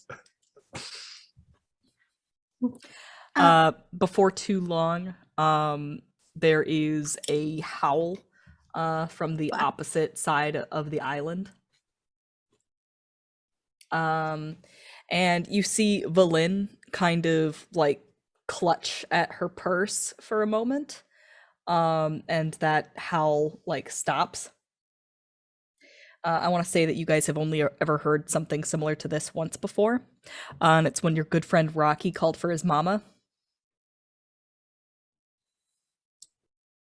Valin, that was a Yeti. Definitely sounded like Rocky. Yep. You'd be right. Which means that there's been a change of plans. Mm-hmm. We should get the codicil as quickly as possible and get out of here. Right. Wait a second. What are you guys doing here? Who is she? What are what you happened to- doing here? What happened to Hart? Well, okay. It's a Oh long god, story. I'd like I to know completely that, forgot to too. mention something. Stag, you do still have that kobold Oh, yeah, on no, your chest. And Valin like looks at you and goes, that one's one of mine. No, he's mine. What's See? his name, Stag? What's his name? Well, he hasn't done anything yet, so I just call him Little Cutie. Oh, little cutie. It's nice to meet you, little cutie. He doesn't do much. I Right. was wondering what happened to that one. So, Stag, this is what happened. Hit me Tell with them it. everything that happened. Let me explain. No, too much. Let me sum up. Let me sum up. So there is a thing now that can help dissolve the ice and bring summer back or heat back to Icewind. We need to get it from here. Well, we need to get it from in a glacier, and then the key to the glacier is here. So we're going to find out key to the glacier to stop the winter. What are you doing here?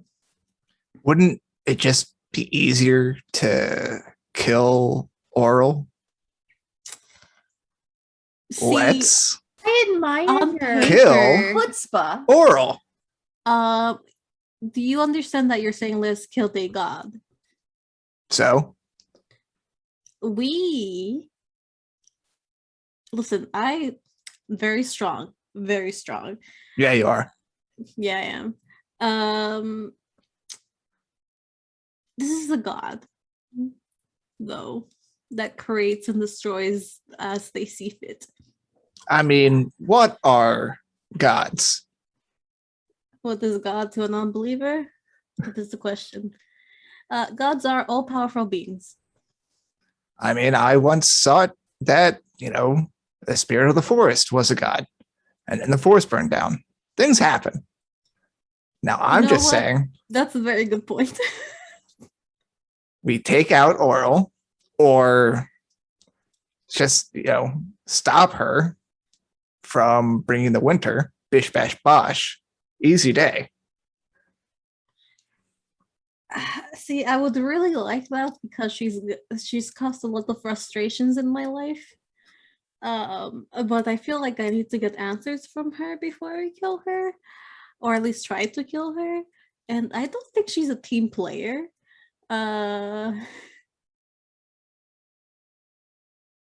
You know what? Why don't we go in the tower and then we'll just figure it out on the way? How about Yeah, that? probably in the tower away from possible mountain people. Yes. Okay, come on, children, hurry up. You guys can walk and talk. Yeah, we're walking and talking. Mm-hmm. Valin kind of pipes up and says, "What answers exactly do you think you're going to find from a force of nature?" Listen, Villain, I'd love to tell you my life story. I really would, but I'm pretty sure you don't care, and I don't care to tell it actually. I don't know. All I know is I'm like chosen by Arl. I don't know why. It's No. caused a lot of pain in my life. Some of these things are necessary. I care so much as it affects whether or not you're going to hesitate in the moment that could mean life or death for all of us. Villain, I have protected my family from many things. My family, and she'll point to Lydia, Hart, and even Stag. My family from many things.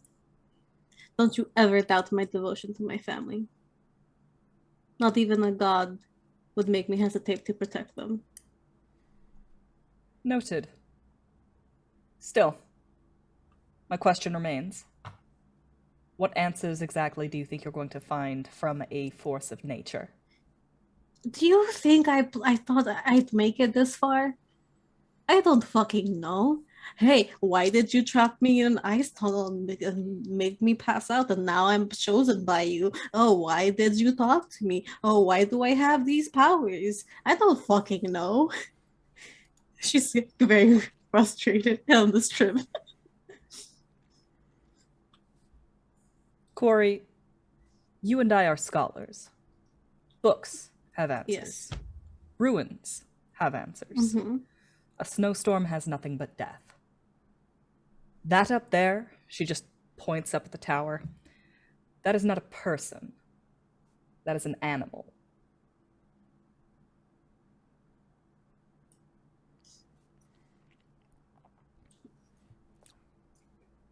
Okay.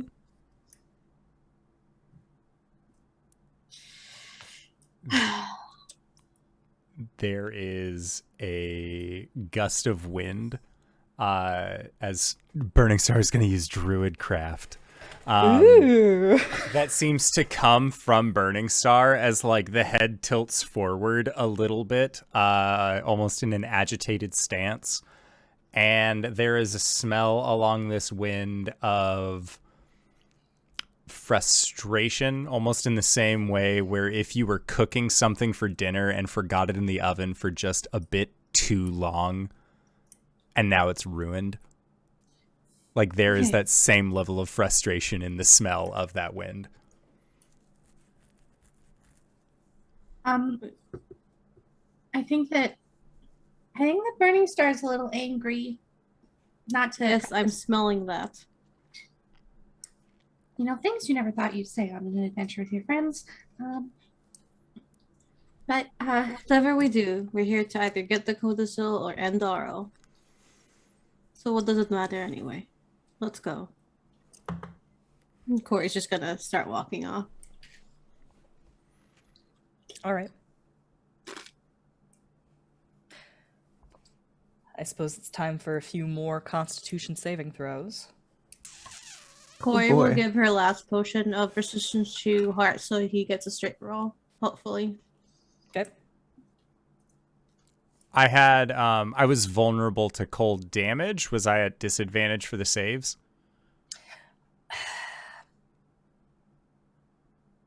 Well, here's the rub. I would normally say no because that feels like a dick move. But also Kuori's getting advantage because of her resistance. You don't need the potion. I'm gonna say it doesn't give you disadvantage. Okay.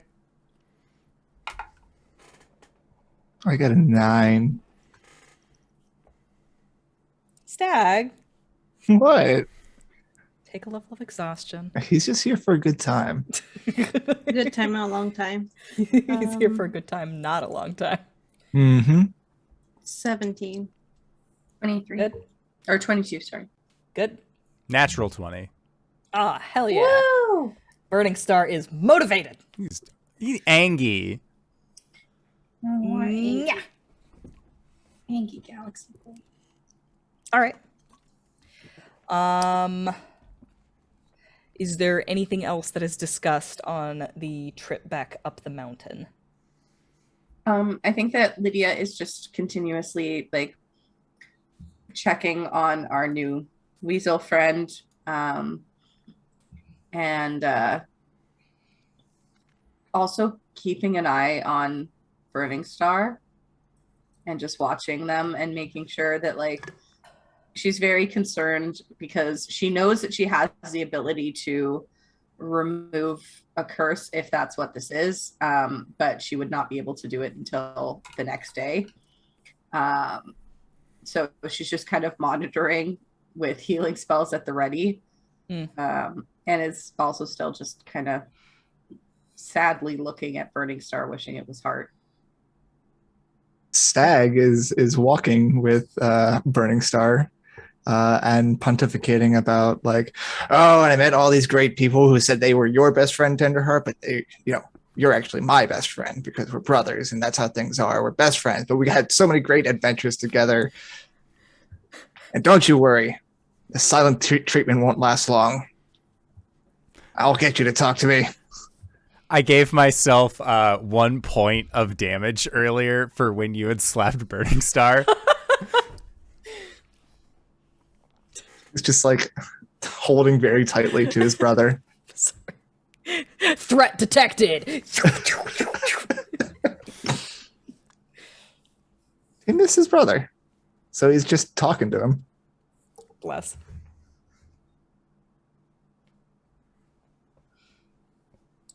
Yeah, I think that everyone's just kind of, at least the vibe that Lydia is getting is quiet anxiety as we get closer and closer to our next destination. And she's listening to Stag prattle on in a brotherly way and is just really hoping that Hart comes back soon.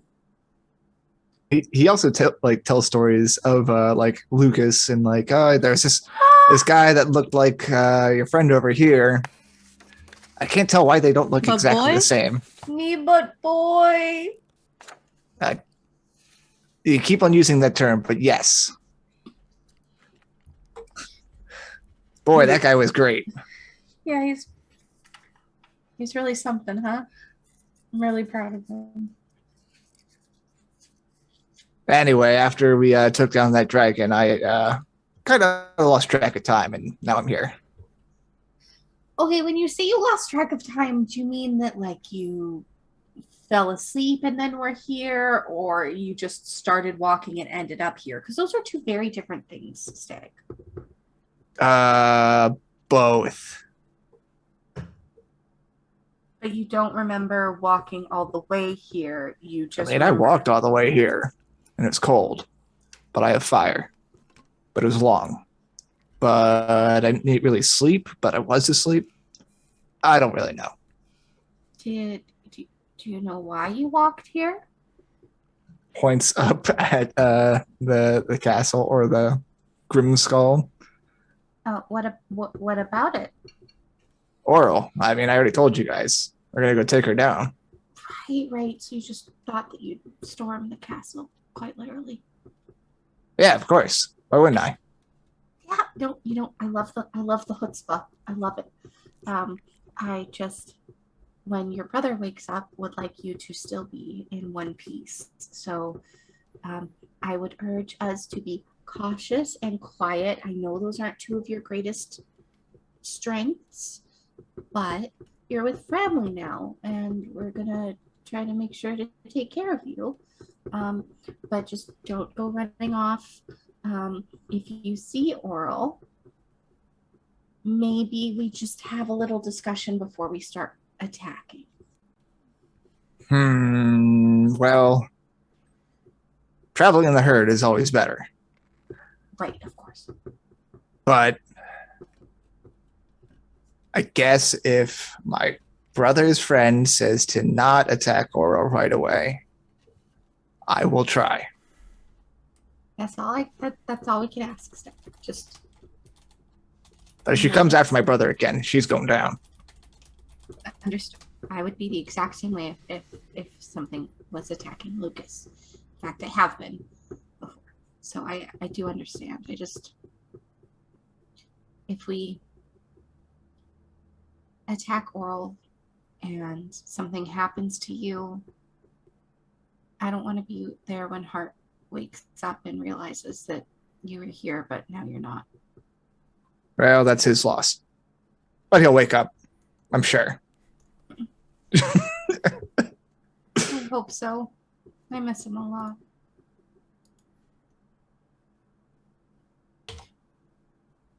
I think that Lydia will also, like, after that moment, take a second to just be like, "Oh, Stag, do you know what I got since last time you saw me? Do you know what I have? Do you know what I have? I have literally no idea. I have a gun. I have a gun. Look at it. It's so cool." Lydia, you stop waving that shit around, or so help me, or I will take it from you. Okay, you sound very excited, and that looks really cool. But I have literally no idea what that is.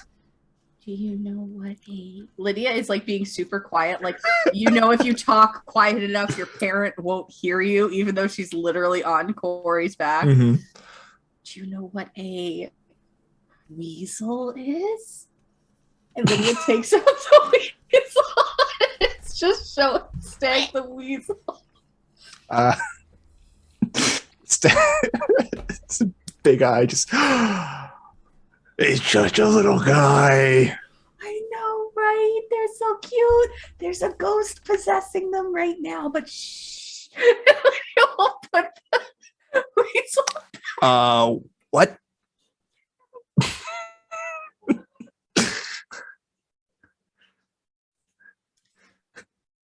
I'm sorry. I have a weasel in my hood. Okay. Adorable. I have a kobold. Yes, I love little cutie. Yeah, little cutie is the best. Eat up, little cutie. Anyway, this is going as we're walking up to Yeah. Grimskalle. I just love because like Lydia is on Kuori's back and like has turned around. So she's facing Stag and they're having this whole conversation while Kuori's big stepping in the frigid. Whenever Stag tries to feed little cutie, it just keeps its mouth shut and doesn't react at all to the food like pushing against its face.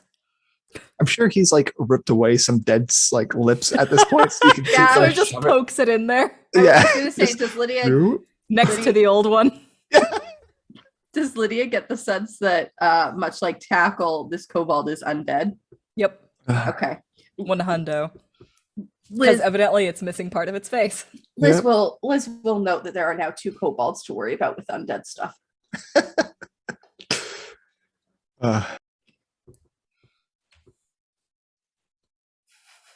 Anyway, how do we get into Grimskalle?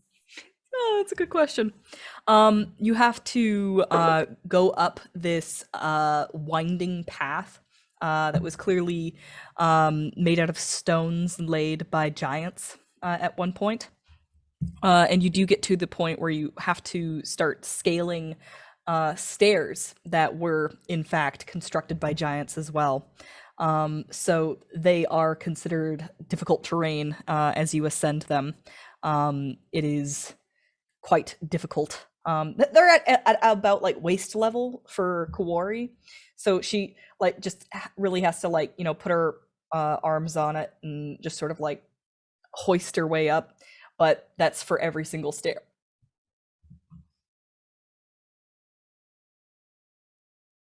You're right there, babe. Sorry. This is what you get when you drink seltzers, just and only seltzers all day. I'm very bubbly. I think that Lydia will every once in a while cast guidance on Kuori to try and just make it a little easier because she feels bad being a literal backpack of weight while this is occurring. You weigh like grapes. I mean, not grapes. I weigh 35 pounds. It's not... Oh, I'm sorry. You weigh like watermelon. How large are the Valin, stairs? at about waist high to a about Kuori, 4 so feet. about I'd say chest 5 high feet. to a heart. Okay. So there's no need to enlarge Kuori so that way she can just pick us all up and just fucking like run up these stairs, right? I mean, We never said there was no need to yeah, do that. exactly. There's a difference between wants and needs. Is this you've done this to Kuori before, right? Yeah. And in front of Stag? Yeah. Yeah, Not in front of diplomacy. Stag. No, not in front of Stag. Actually. Okay, I thought that happened before. So or maybe I was Kuori- just listening, but yes, I Kuori- want to see Kuori turn into a giant woman. You are like, you're up on the higher step. You reach out, like take Burningstar's hand to like pull him up. And as you reach out and like clasp the hand, some of like, and pull up, you look down and some of that star stuff has like remained on your hand. Ah, shit. And you just see the world get slightly smaller around you as you are enlarged. Okay. And then you see like Burningstar's like trying to like climb up slightly on the next step. Just put a hand out. Okay, everyone, climb up. I do love the visual Please. of a 3'2" Lydia on the back of a giant Kuori. Yeah, because Kuori, you are twice as tall, and because we're outside, you I'm don't get 16 feet capped. tall. You are 16 feet tall. You are an actual giant carrying I us feel around. like my Yay. ancestors. Okay, everybody, hop on. Boy, this is the happiest moment of my life. Like kids on like like a big tall person's arms. Yeah. Do we pick up the kobolds as well? They might be a little It's- much just in terms of spatial. Yeah, that's what I was saying. Yeah. I only have 2 arms, no matter how big they get. I'm like the strength is there, but it's cumbersome.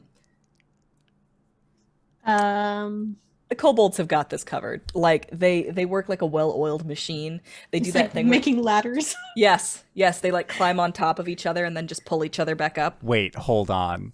I have a solution to this. In fact, they form stairs for Valin to go up, and then they all climb their way up over the top of each other, and then they go and form the stairs for Valin again. Wings, Yes. if you will.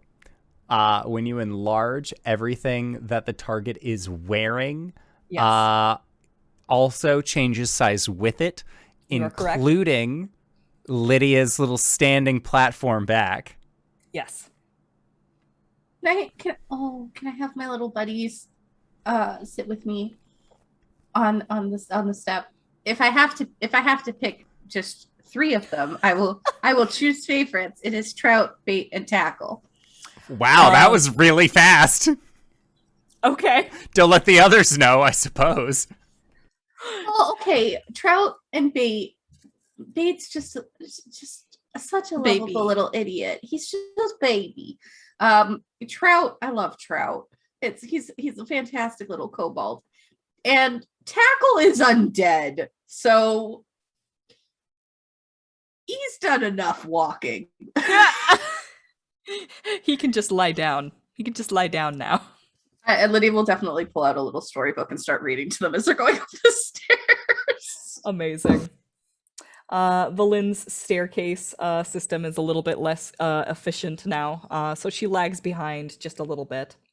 But if this bothers her, she does not say it out loud. There is a passive aggressiveness to it, though.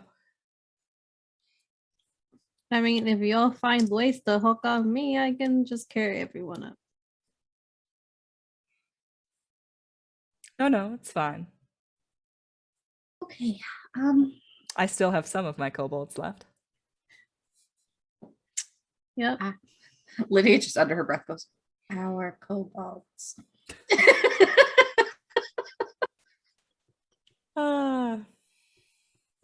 Right, so I'm gonna keep climbing these stairs then. As you approach the fortress of Grimskalle, you find that is in fact a skull, essentially. Like an enormous skull, just sort of carved out of the peak of this mountain. And it appears to be wearing a wicked kind of pointy, curved crown, made out of spines that just sort of like curve up and outward, and up, like out and then upward, just sort of like a circle of talons, I would say.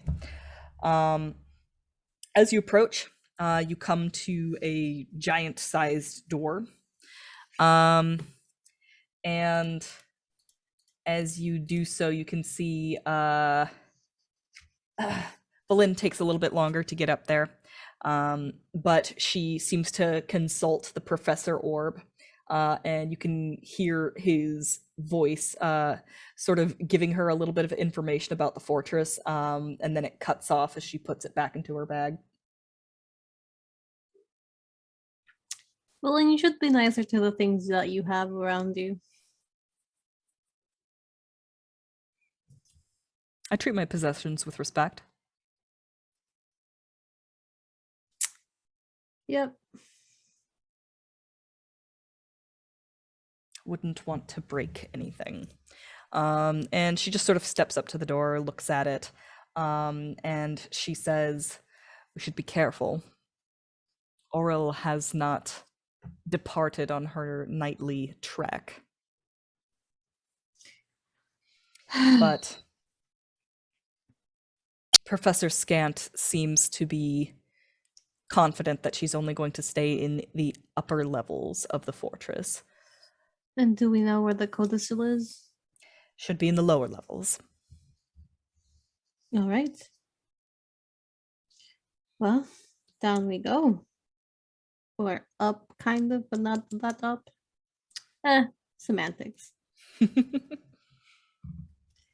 Does this door look locked? Doesn't look locked.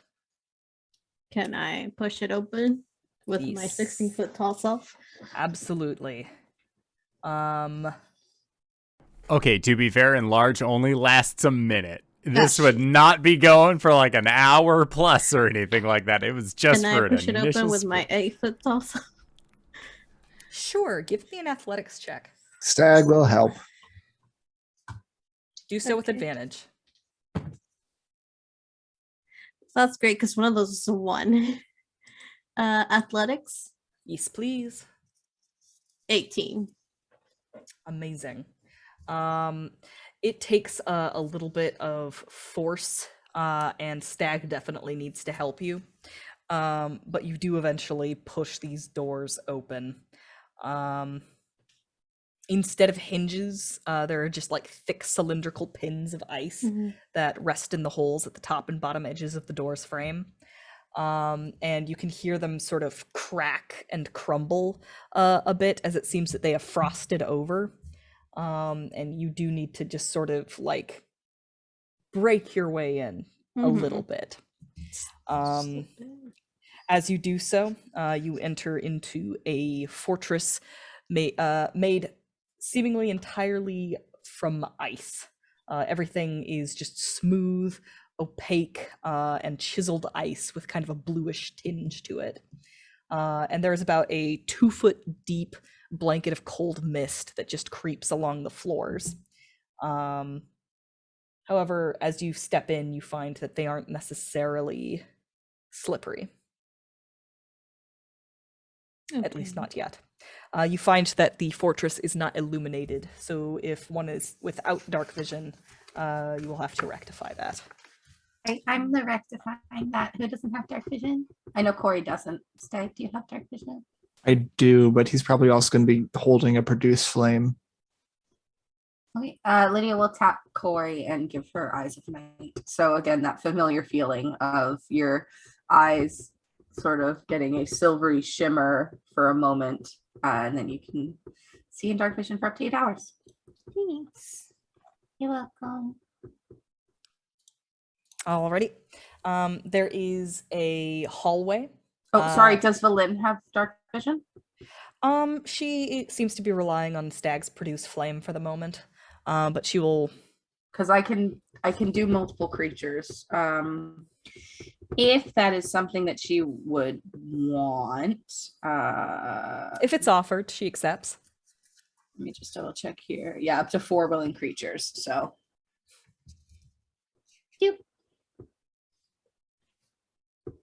She thanks you graciously.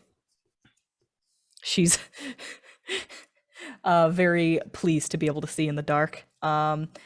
It's a nice improvement over her loss of depth perception ever since she got that eye patch. There is a let's see, that's about 1, 2, 3, 4, 5, 6, 7, 8, 9, 10. Yeah. There is quite a long hallway ahead of you. As I said, everything is giant-sized here. So like imagine a fortress and then make it about twice as big as that. So you are standing at about like half size in a building, looking at a hallway that's around 100 feet long with doors on either side. Just 2 doors or multiple doors on either side? Well, they are double doors, but there are 2 doors on the left and 2 doors on the right. Okay. I guess we'll just start opening doors. Okay. You push open the first door, which would be on the left. You find that it is a long rectangular room, just sort of filled with rotting wood and rusted metal. The remnants of giant weapons and weapon racks. A rusted out helmet, sized for a giant, lies near the back wall. Closes the door. Tries the next one. Okay. You open up the next room, and you see a withered old frost giant leaning heavily on a great axe, just sitting in front of a tall door on the far wall.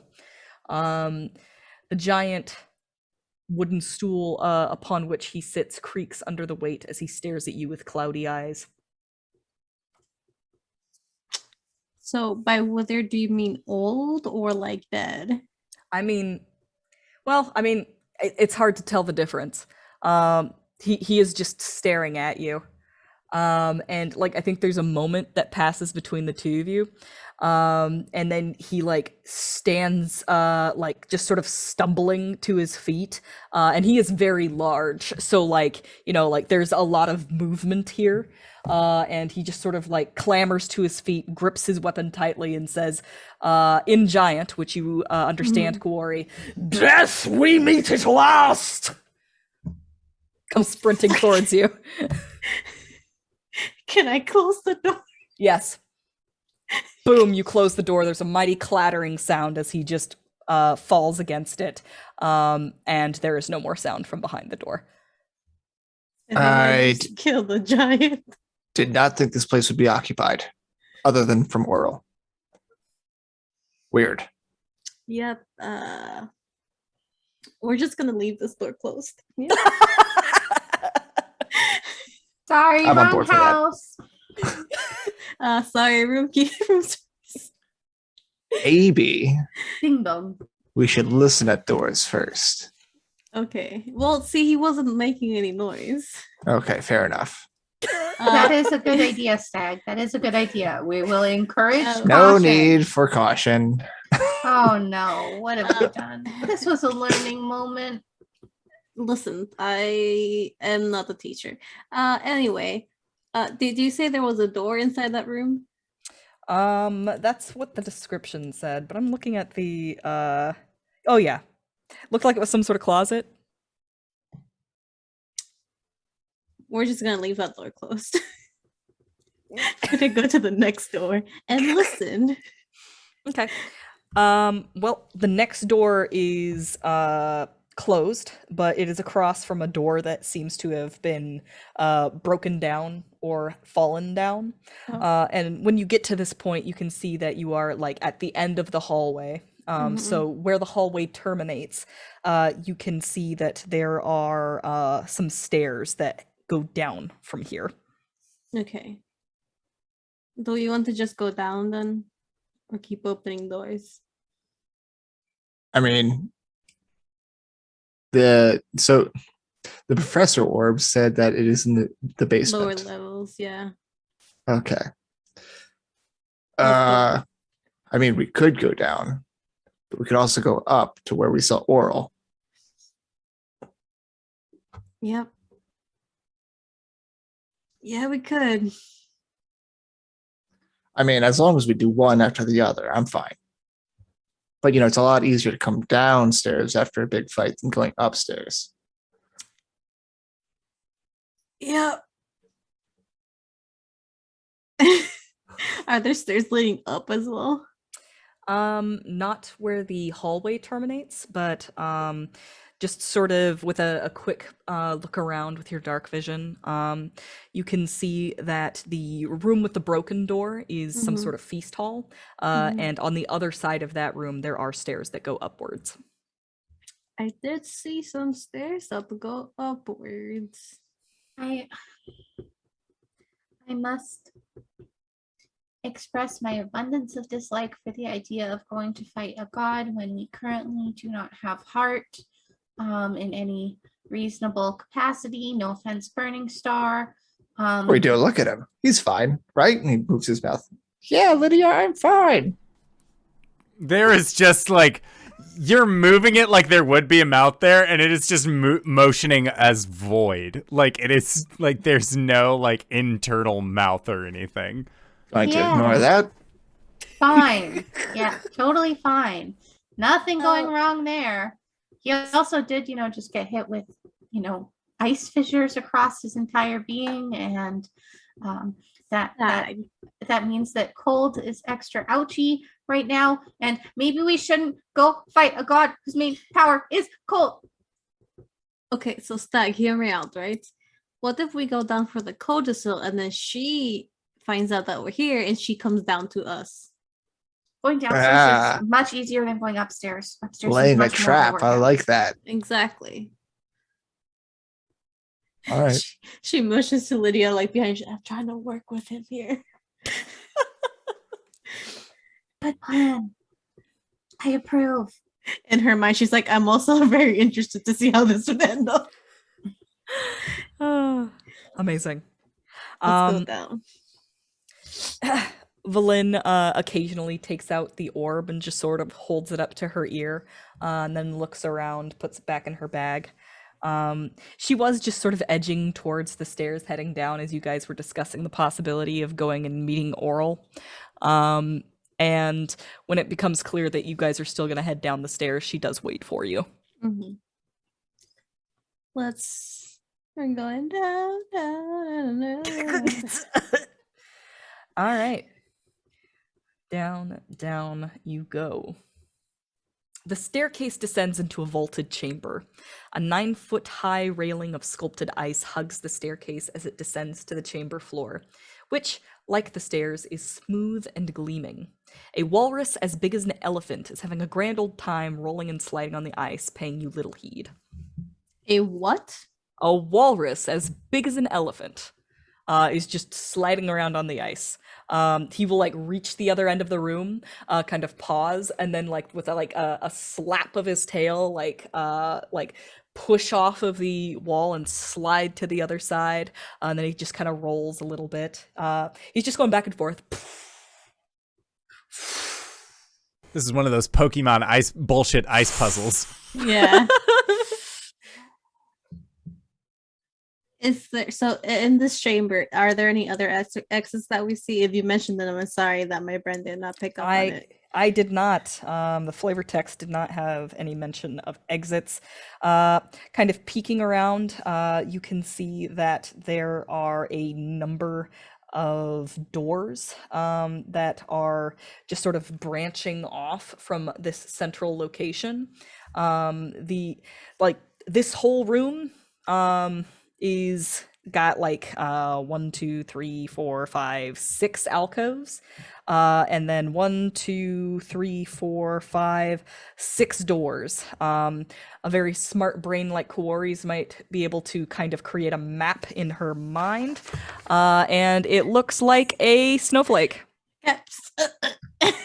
What? What?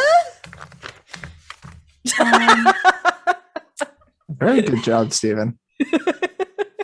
Anyway, speak with animals real quick. Oh, Okay. yeah, I knew I weren't, but I'm so glad we have Stag. Excuse me. Hello, friend. You walk up to him and speak to I mean, him. I'm still on the stairs, but I'm just like, hello. I want to know what speaking to a walrus sounds like when you cast Speak with Animals. I don't know. Walruses make a lot of barking noises. Please don't scream into Like the microphone. a very like bassy bark though. Yeah, I'll go with that. Horn. There you go. This walrus just gives you a side eye as he's sliding by and then just like looks forward again.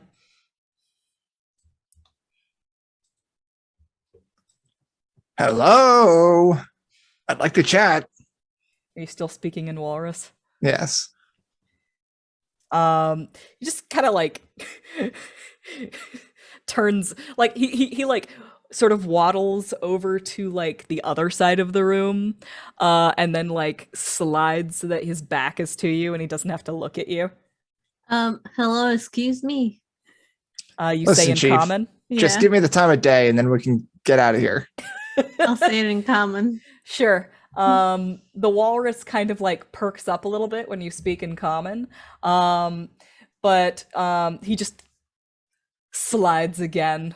But he definitely reacted more to the person speaking in common. Maybe he doesn't speak walrus. That's ridiculous. He's a walrus. Excuse me, sir. May we have a moment of your time? He like lazily kind of rolls to the side of the room that's opposite you and then slides in your direction and just sort of skids to the side so that he's just sort of sitting like lounging a little bit, and he goes, that's really good. he says, "Sup." Sup. So like, are you just playing in here, just having fun? Yep, for the most part. Name's Akuma. Sup, Kuma? Name's Koi. Hey. Hey. Holds out like a fin. Lydia Gaps. just does that like head nod that you do. You go, sup? Yeah, So, sup. yeah. So Akuma, do you mind if we go through a few doors? Nah, you can go through doors all you like.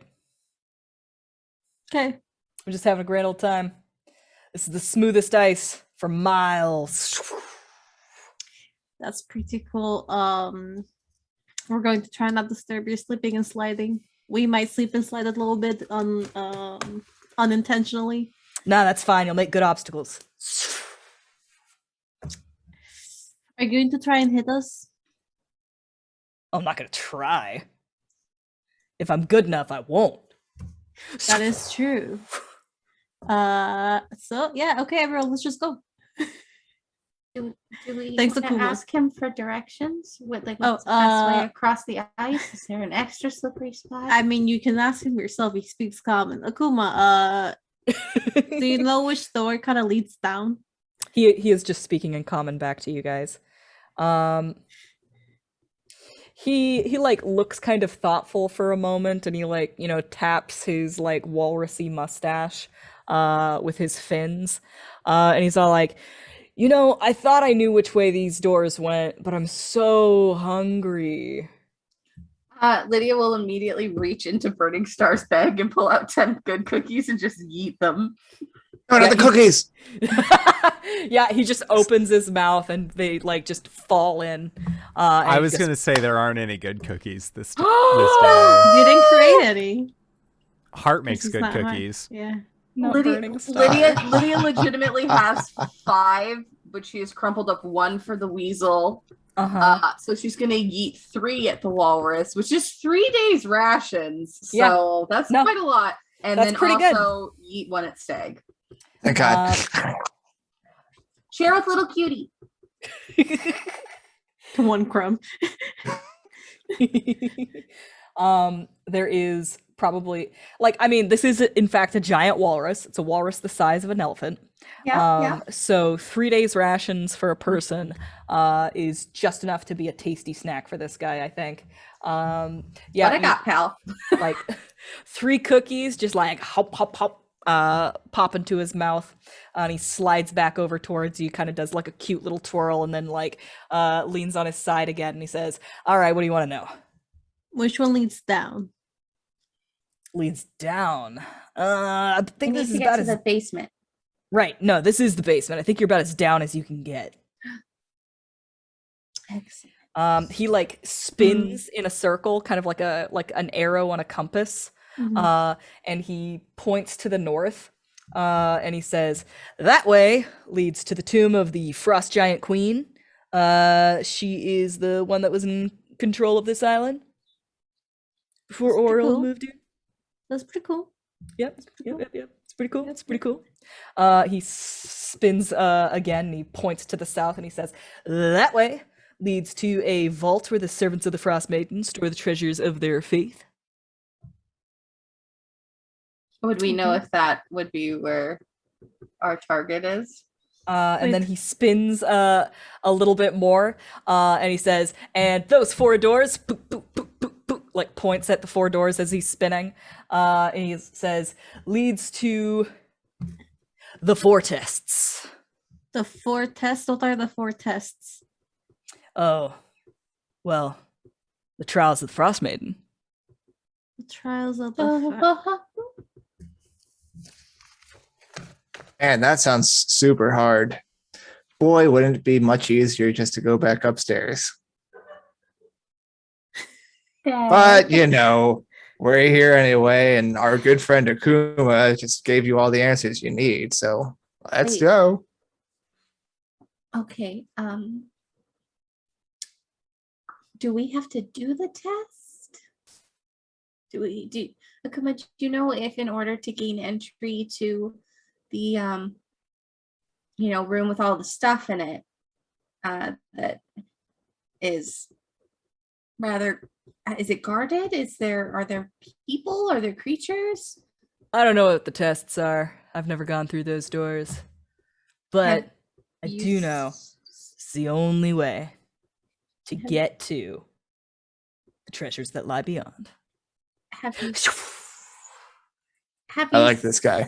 Have you seen anyone else go through the doors? I'm not here all the time. I kind of have to eat. Gotta That's swim. fair. Fair and valid. Do walrus things. That's fair. Respect. Respect. I just want to know if you've seen anyone go in and come out. Nah. There's like usually nobody here. Cool. Okay. Okay. So, Stag, I know you want to go up, right? But hear me out. Instead of just killing Arl, right? Go on. We could get what we came here for originally, us as a group, Mm-hmm. before we saw you. So not only would we get that and kill Arl, but when we get that, we could help people more. Okay. So we could get that first and then go to Arl. Mm-hmm. So not only do we get rid of Winter once Arl is gone, but we will have the means to help people more. I'm following. So if we get the codicil first, Mm-hmm. and then we It's go just going over his head. uh I heard help people more and hurt Oral. So just follow me. sure. You know what? Corey's tired. She's just gonna walk into the first trial. All right. Okay, do be careful. Is Valyn following us if we start walking towards the door? She is kind of like walking in circles, like looking at each one of the doors, every now and then getting out the orb and kind of holding it to her ear. And like she really is just like falling into the scholar Mhm. like role here. Lynn, there's no Kuori. easy answer. I'm assuming the codicils with the treasures, correct? Yes, that makes sense. So we complete the trials, we get to the treasures, we get the codicil. Yes. Come on then. She hesitates for a moment, and then she follows you. Okay. So Akuma, which one's like the first door? Like the first trial? You could probably go into any one of them. Oh cool. Hopefully we'll see you on the flip side. I get it. Yeah. Flippers. Yeah. Okay, bye. Dag's gonna look around to see if anyone's watching him, and then he's gonna try and slide to the first door. Amazing. Give me an acrobatics check. Oh boy. I have disadvantage on all checks because of the exhaustion. So Two. Oh no, that's 7. Cool. You fall on your butt first. Yeah, I mean hooves, right? Yeah. Oh, baby, no. Click, clack, click, click, click, click. Bump. Oh, you just straight up Bambi onto your butt. 2 bludgeoning damage. For your poor Nobody little saw that. tailbone. But you do slide in, All right. kind of spinning in a little circle as you do Yeah. so. Anyway, here we are. That was guys. on purpose. Serious game that we're playing right now. Woohoo! Speaking of serious, one by one, you enter through the door. You can see that carved onto the walls are various things in dwarvish script. What appears to be a very old giant dialect. Kuori, you would really have to stop and like puzzle over it in order to translate it. How long will that take me? 5 to 10 minutes. Okay, she'll stop people and try and start translating from there. Okay. Hey, as you're doing that, something tells me that there's going to be magic-y bullshit. So if you're going to spend 10 minutes doing that, then can I ritually cast Detect Magic? Yes. I'm cool with that. Finger guns. Phew. I'm a professional, says Stag in his brain, like he's done this before. Anyway, So decoding what it says and detect magic. Okay. You find that this is mostly like prayers to oral. And you come to a place where it actually lists the 4 tenets of following oral. Those of which are Okay, give me a second. Let me. Okay. hope you all came ready for a puzzle.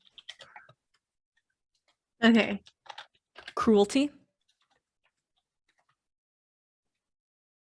endurance, Mhm. isolation, and the 4th one has faded too much to read.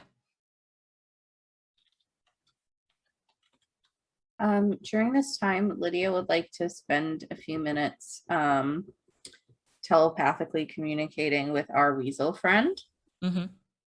and asking, do you have any information about these 4 trials? Have you heard of them before? Do you know what we could be facing? Since you are going after the same thing, I'm assuming you've researched this quite a bit. The weasel kind of like wriggles out of her hiding place and looks at you, and you can see that she's wearing those glasses again.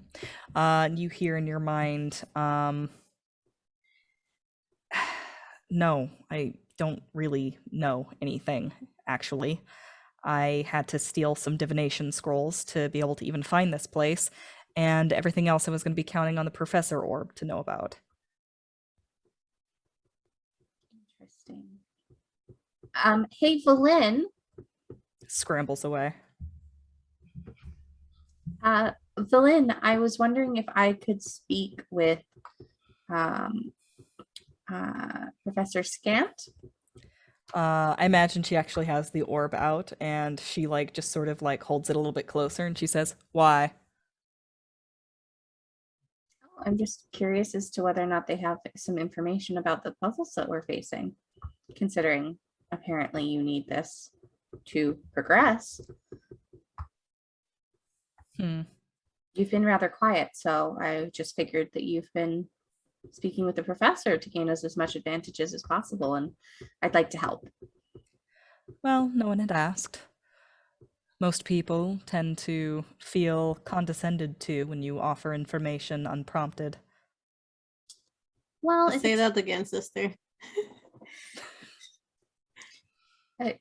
I do understand, but we are working together here to make sure that everybody gets out alive, so it would almost be worse if you withheld information from us. Of course. She steps forward, kind of holds out the orb, and it begins to glow in time with its voice and says, "Oh, hello again! It's me, Professor Scant, remember? Hello, Earlier, Professor with the Scant. corpse?" Yes, I remember. It's nice to speak with you again. It's very nice to speak to you too.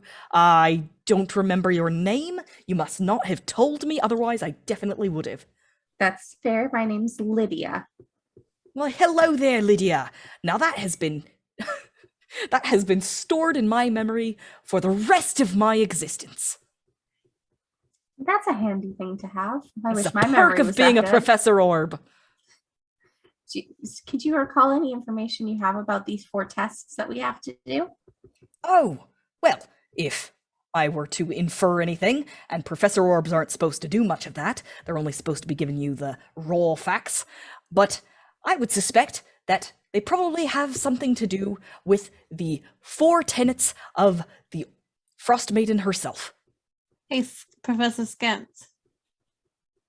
Yes, Kuori. I forgot that I introduced myself to you. What is the last tenant? Oh, the last tenant of Oral the Frostmaiden? Yes. One moment, please. And like there are some like colors that just kind of like move around on the surface of the orb. Wait, hold on. Which of are the third ones, the three of the ones that you already have? Because I could just say any one of them, and like my last tenant might not be the same as your last tenant, Okay, so I don't that's want true. any confusion here. I have cruelty, endurance, and isolation. Ah, yes, of course. Well then, the fourth one would be preservation. Okay.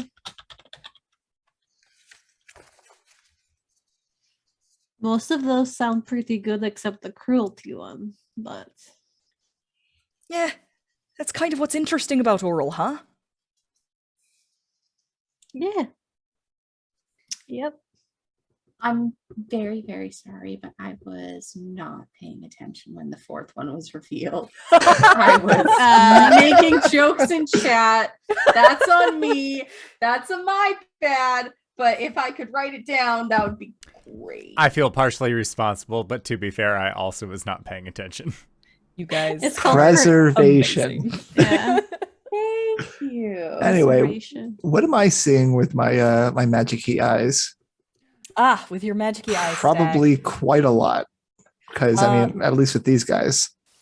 Well, farther down the hallway, the darkness and fog into which the like this hallway tends to like terminate, there is magic just sort of permeating that fog.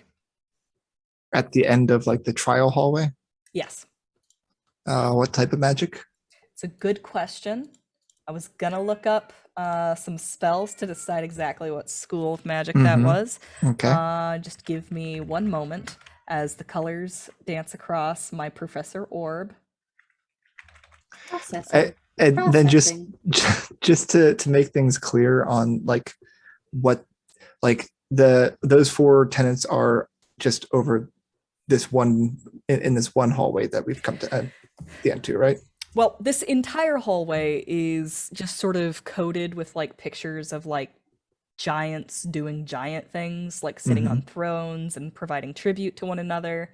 And then surrounding those like very like almost like hieroglyphics, I want to say. Not necessarily like Egyptian hieroglyphics, but something older. If anybody's seen like the Code of Hammurabi or anything, like I'm imagining it looks more like Nebuchadnezzar, not like Cleopatra.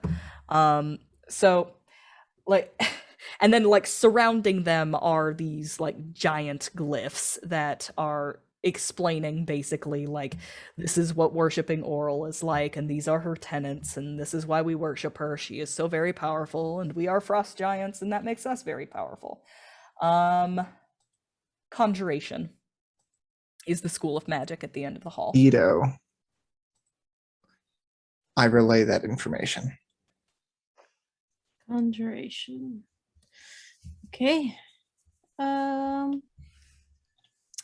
Thank you for that information, Stag. I'm here to help. And only that. Great job.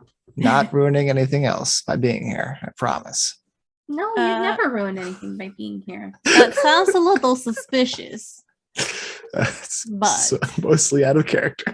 Why would you say it like that?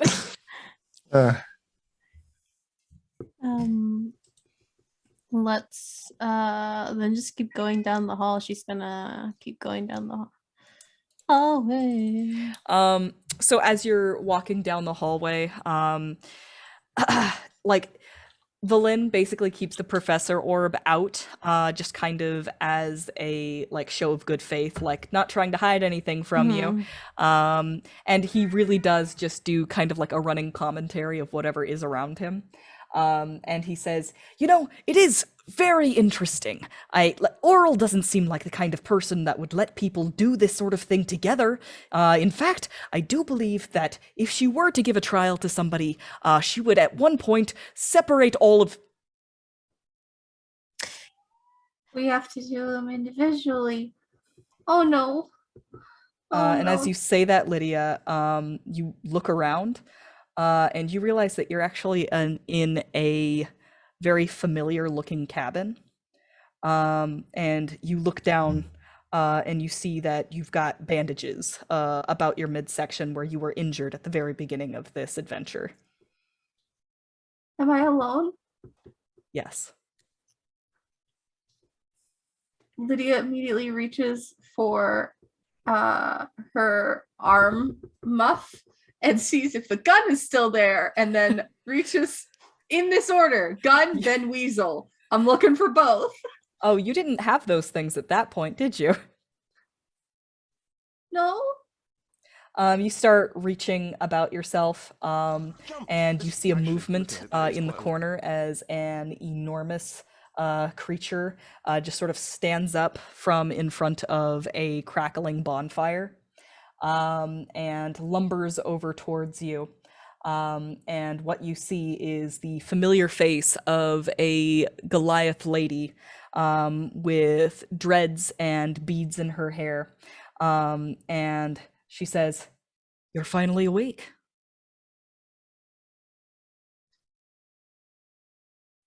I'm sorry. I have a few questions. Where am I?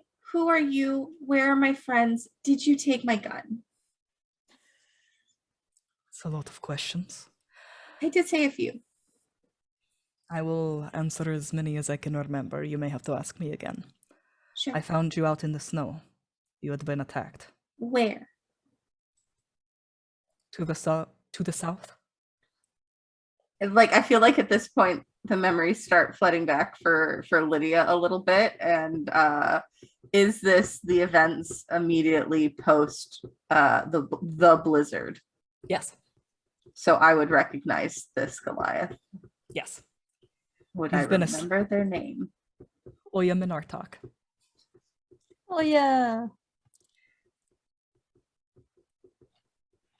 Oh.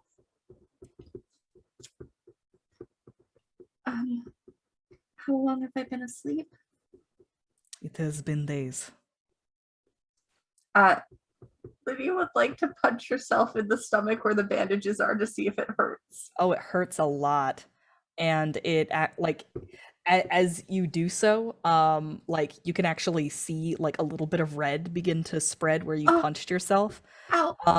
And she like literally like puts a hand out and like kind of pushes you back, like, I would recommend against doing that. No, I'm sorry. I thought that this was a dream, that I was dreaming, and that I would wake up. She starts to undo the bandages to check on the wound.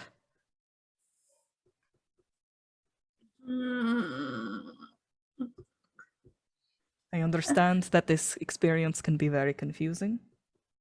I promise, if you take the time to rest, you can get back to what you were doing before. But you don't understand. I've done all this already. She like puts a hand to your forehead. No, I've lived this already. She hands you some gauze and says, make sure you put some pressure on the wound. She turns around and she begins to pour some tea. I have one more question for you. Does Dugan's Hole still exist? Regrettably. What the fuck?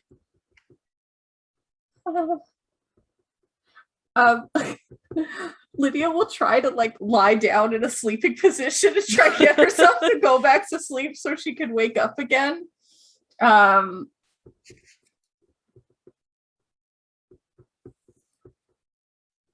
Upon that not working, what happens when Lydia stands up and walks and opens the cabin door?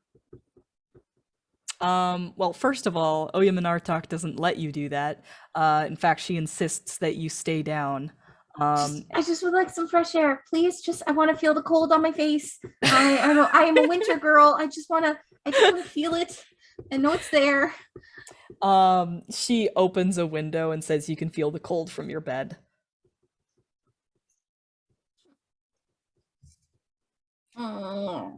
Many people I take care of, they are eager to leave.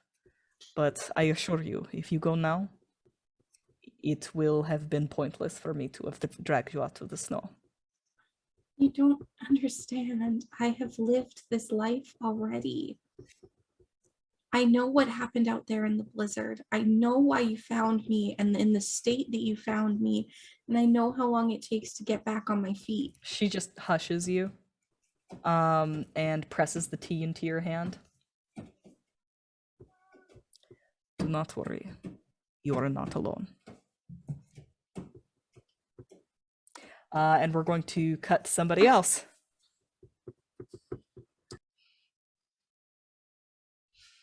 Kuori. It is the day of the crawl. And as you remember, this is the day where you need to go into the hole that is in your tribe's cave. You need to crawl through it, and when you come back out the other end, you will be an adult. Your family will meet you there, and there will be much merriment. You have already ducked to enter the hole, and it is like you have a strange feeling like you've been here before. Mm-hmm. But despite anything, you know that you just need to get to the end. Everything will be fine so long as you get to the other end. And so you begin to move. And as you do so, your arms, your limbs, your legs begin to tremble. And you've never had trouble with tight spaces before. It's honestly a common problem for Goliaths to not really like being in small places. They are quite large creatures. But you're fairly certain that this isn't the reason why you're shaking so badly. It's the cold. It's just seeping into your body and into your bones. And you're supposed to be a midwinter child. You were born on a special day, and that was supposed to make you special. And it was supposed to mean that the cold wouldn't bother you that much. But right now, it permeates to your bones. And you come to a point where you realize that there is literally frost beginning to grow and condense on your fingertips. You can feel it trying to hold your limbs tight. For every inch that you move forward, you have to actually brush off a little bit of that frost. Otherwise, it prevents you from moving. And you realize that you're slowing down. And there is no end in sight.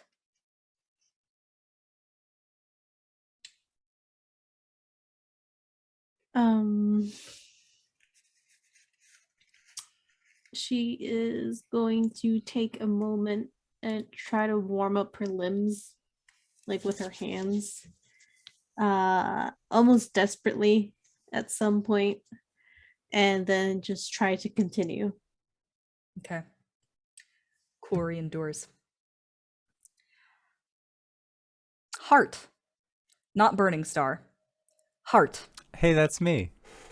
The dream has taken you to a strange place now. You can sort of hear in echoes, just kind of like barely in the back of your mind, the things that are going on around Burningstar.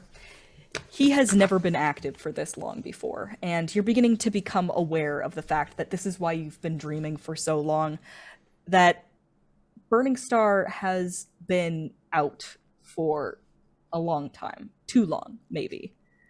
And you do hear the echoes of something like trials of the Frostmaiden.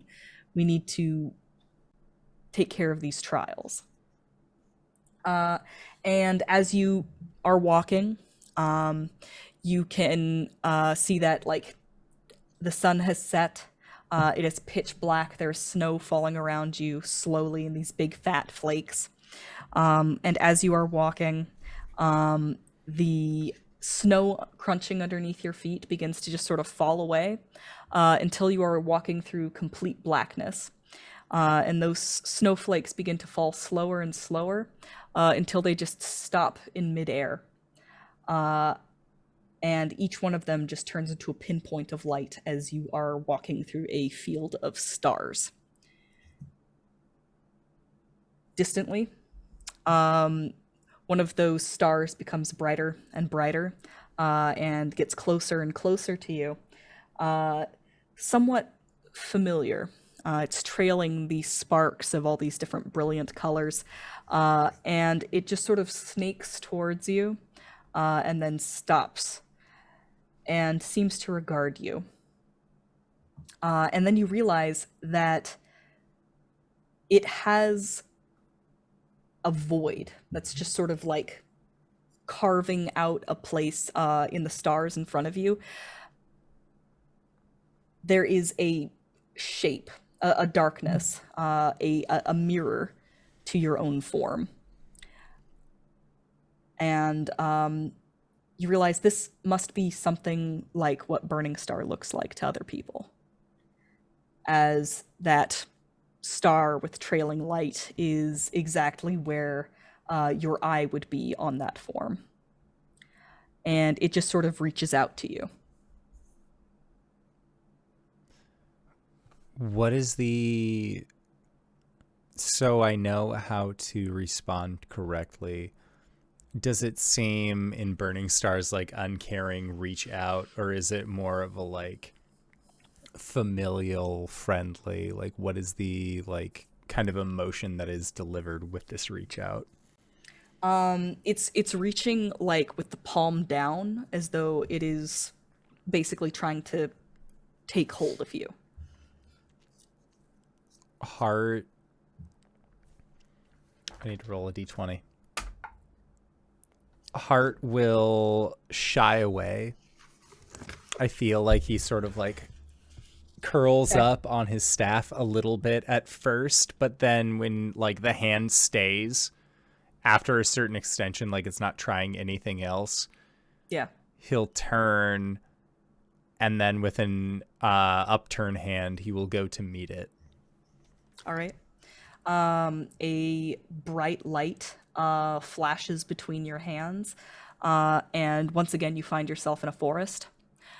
Only something seems different. Like you look down at your hands, kind of like put a hand up to your head. You still are your same humanoid self, but everything seems bigger. The trees are towering far above your head, much more so than they ever would before. You are the size of a mouse in an enormous forest.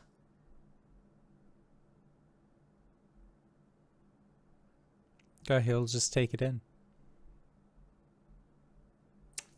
And I think that's where we're going to leave off for this week.